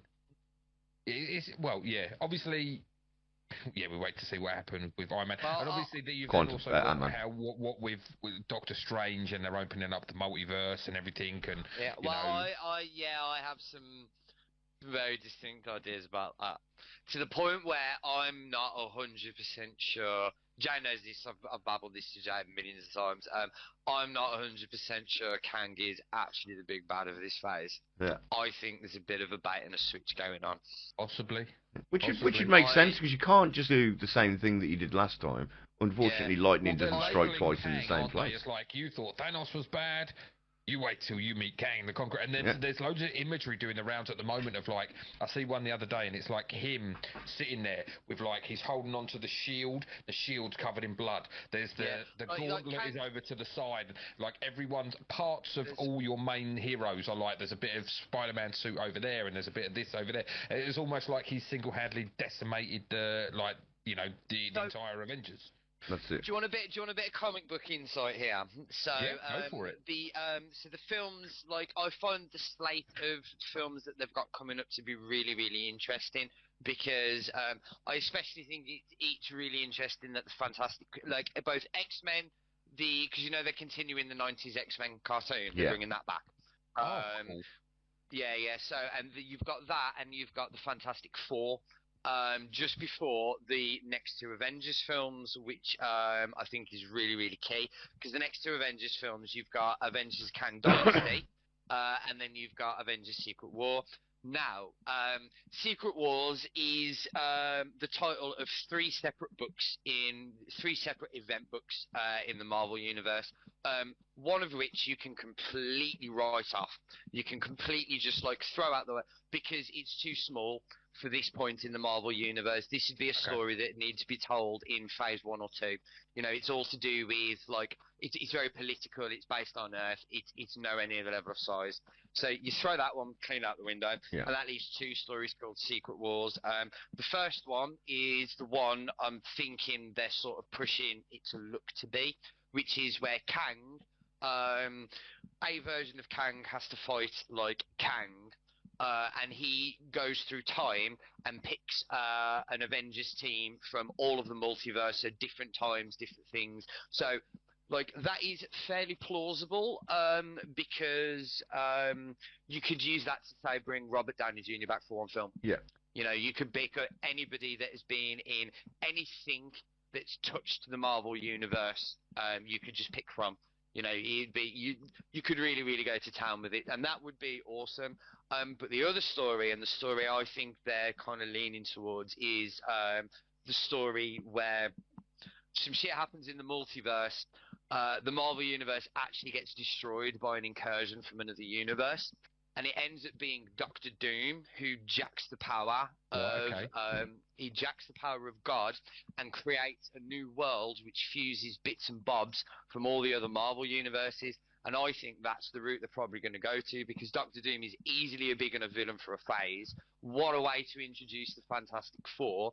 And when Doctor Doom creates this fucking realm, this universe made of all the other sort of multiverse things, he'll use the X-Men cartoon, but he'll bring them across into live action, and that'll be how you get the X-Men into the Marvel universe. That'd be cool. Right, guys, so, because we're just coming to the end of our time, really. So, final thoughts, kids? Any final thoughts from you? On Marvel or cinema? On anything, any final We've kind thoughts? of got on a We have gone on a Yeah, massive we went all over tangent, the place. and we're at 50 Yeah. minutes, so I'm giving us sort of 10 minutes just to sort of rope Okay. ourselves Should we back towards the end. go back to the original point, which is cinema. Then, should we? Well, we can move back onto it. So, as a whole, yeah, Karen. I'm with you guys that cinema's my preferred sort of way of experiencing films, but it's too expensive and I just can't be arsed these days. Right. Yeah, 100%. Like you say, it's like people have become lazy in a sense in not wanting to go out and other things. Streaming hasn't interacting helped. with other people. That's a massive thing. When you think like Disney, and you could, and I'm not bringing this back to Marvel, but you look at Black Widow. Yeah. You know, Black Widow's a cinema release all over it, and Disney were like, well, we'll release it in the cinema, but we're also going to put it on Disney Plus at the same time, and we'll charge 20 quid. And you're like, you're sitting at home going, well, me and my family of 4 can watch it for £20 or pay the best part of 60 quid at the cinema to go and watch it. We'll just watch it here, and you can understand why Scarlett Johansson took offence to that, because she must have lost an absolute packet. Well, she did, and she sued, didn't she? Or she tried to sue. She sued him, didn't she? And I feel like streaming has made, like, it's a viable option for big movies. You know, they know that they can go, okay, you've got your subscription to, like I say, Disney, HBO, whatever, but if you want to watch this, $19.99, and you can have it for like 48 hours or whatever to watch it, you know. And it's obviously viable because they still do it now, you know. And you're like, and you'll see more and more films going into selected cinemas rather than it being a national release. It's selected general cinemas. release, and mostly it's going to streaming, and the streaming, say that the film will get released in those selected cinemas on the Thursday, and on the Sunday or whatever it gets released on the streaming service. So you've got those few days, and I just think it's Glass easy. Onion It's being easy a for people. Glass Onion was suggesting that. I mean, it's a Netflix film where they've gone, right, we'll release it for a week, then we'll put it out. Now, just on that notion of changing how films are working, now everyone who knows me well enough knows that I love Kevin Smith. Now, Kevin Smith's recent film, Clerks 3, which is an absolutely superb film. I do recommend that anyone wants to, or reminisces about any kind of friendship or anything, or working in retail or working in some kind of job, definitely go and see it. Bring tissues, kids. Bring tissues. So what he did in a revolutionary way, which he started doing, I think was Red State the first time he did it, is he takes his film, he takes his film on tour. So he goes round America, and instead of it just being a film that you pay $20 he puts on for, like a presentation beforehand and stuff, doesn't he? Goes out, talks to them, gives a Q&A and everything. So he's bringing cinema back, and he's just bought a cinema himself. But he's bringing cinema back in his own way by literally making it into a show where it's not just a movie. I suppose you can do that with a more indie-based kind of film. Well, it's because his fan base, he's got such a big fan base. Well, I mean, I it's mean, not like, a big fan base. Fan base. No, you know. no, but it is like Kevin Smith is a particular. It's a particular type of fan. Yes. Who's going to go to that? You know, This fan. whether it's no, 100%. You know, I've listened to the Smodcast and stuff, isn't it? Like that he does. Yeah, I listen to Smodcast. I listen to Hollywood Babylon and the Fat Man on Batman as well, or Fat Man Beyond. I think there's always, well, at this moment in time for the next few years, there's a place for the big, like you can't make a film like Avatar and put it to streaming. You never make the money back. No. It has to go to the cinema because it has to make, like, it had to make over $1 billion to break even. And it did. Yeah, it did. By 2 billion.